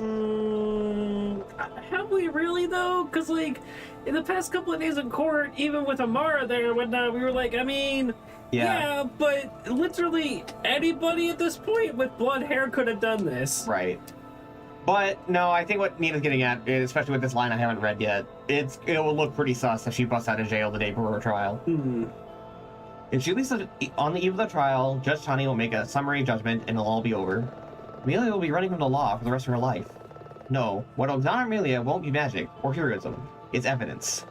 Amelia, if we're not back, go to the trial as planned. I'll try to be back in time, and maybe, just maybe, we can crack this wide open.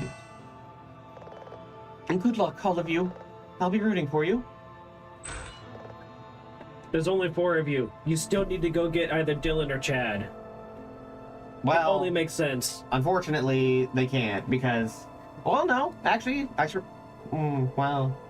I don't know how it works. They're not dead, but they did give up the power. So does that mean they have the Sacred Feathers? Or does that mean Comet and Starna have the Sacred Feathers they can still give to someone else? Or does that only happen if they die? I'm assuming it only happens when they die, because they've been talking about how, like, they'll go... So I would assume to some extent they still have access to their magical powers. At least it seems that way. Okay, so if that's the case, then that means there are no more Sacred Feathers left to give. Maybe. I'm actually not really sure. Because supposedly they gave up their magical powers, and they haven't used them thus far, so I don't know. Maybe they still have to give the feathers back to them? We just said that maybe they only return to the owls if they die, and they're not dead. Right. I don't know. Now what? Now we go to Nibelheim. We check the route. I can open another portal, but I'll need to get to the nexus of energy for this region. Where's that? Right where you found me this morning, over in Centrum Park. There are monsters in the streets. We'll have to fight our way there. Comet? Of course. Oh. Okay, well that answers that question, I guess. What are you all waiting for? Oh, haha. Amelia always used to call for us to transform. She was leader after all. Ooh. Well, I'm assuming they're gonna want us to take charge because, well, we're the protagonist. Yes, but... Amara really should be, like, the second in command because... Or should be, like, the leader because she's also probably the most experienced and she was in second in command of the previous one, and she's also... Well... I don't know. Like, she's got the most leader-ish personality, but that doesn't necessarily mean she's a good leader. Right. But also, like... I'm like the new one, and she's been here since the beginning, so... Protagonist energy, take charge. Then let's do this. By the power of the Sacred Feather, Valkyries, transform!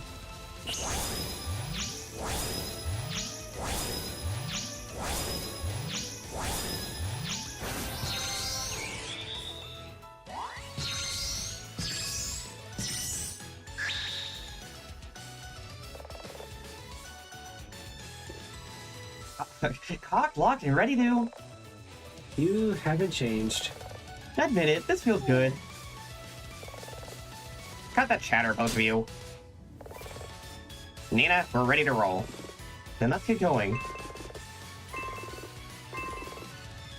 Yay! Okay. And with that...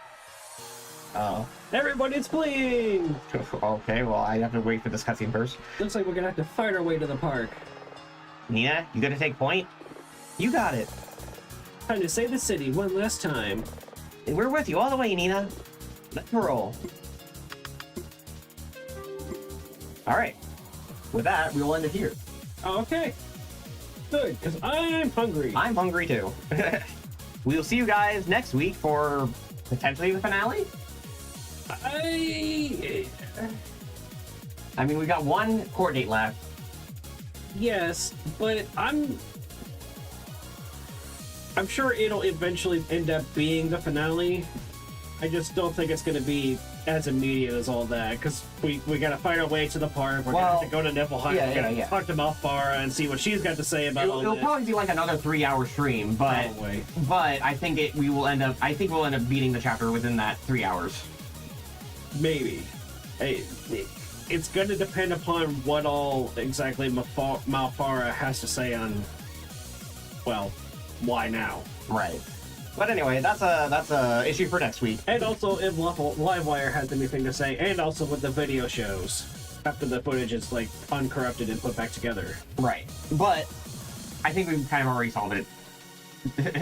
I'm still leaning on the theory that Devona is either being manipulated by or possessed, and or is Devona transformed. That's what I'm thinking too, yeah. That it all fits together. Yeah. But anyway, see you guys next week.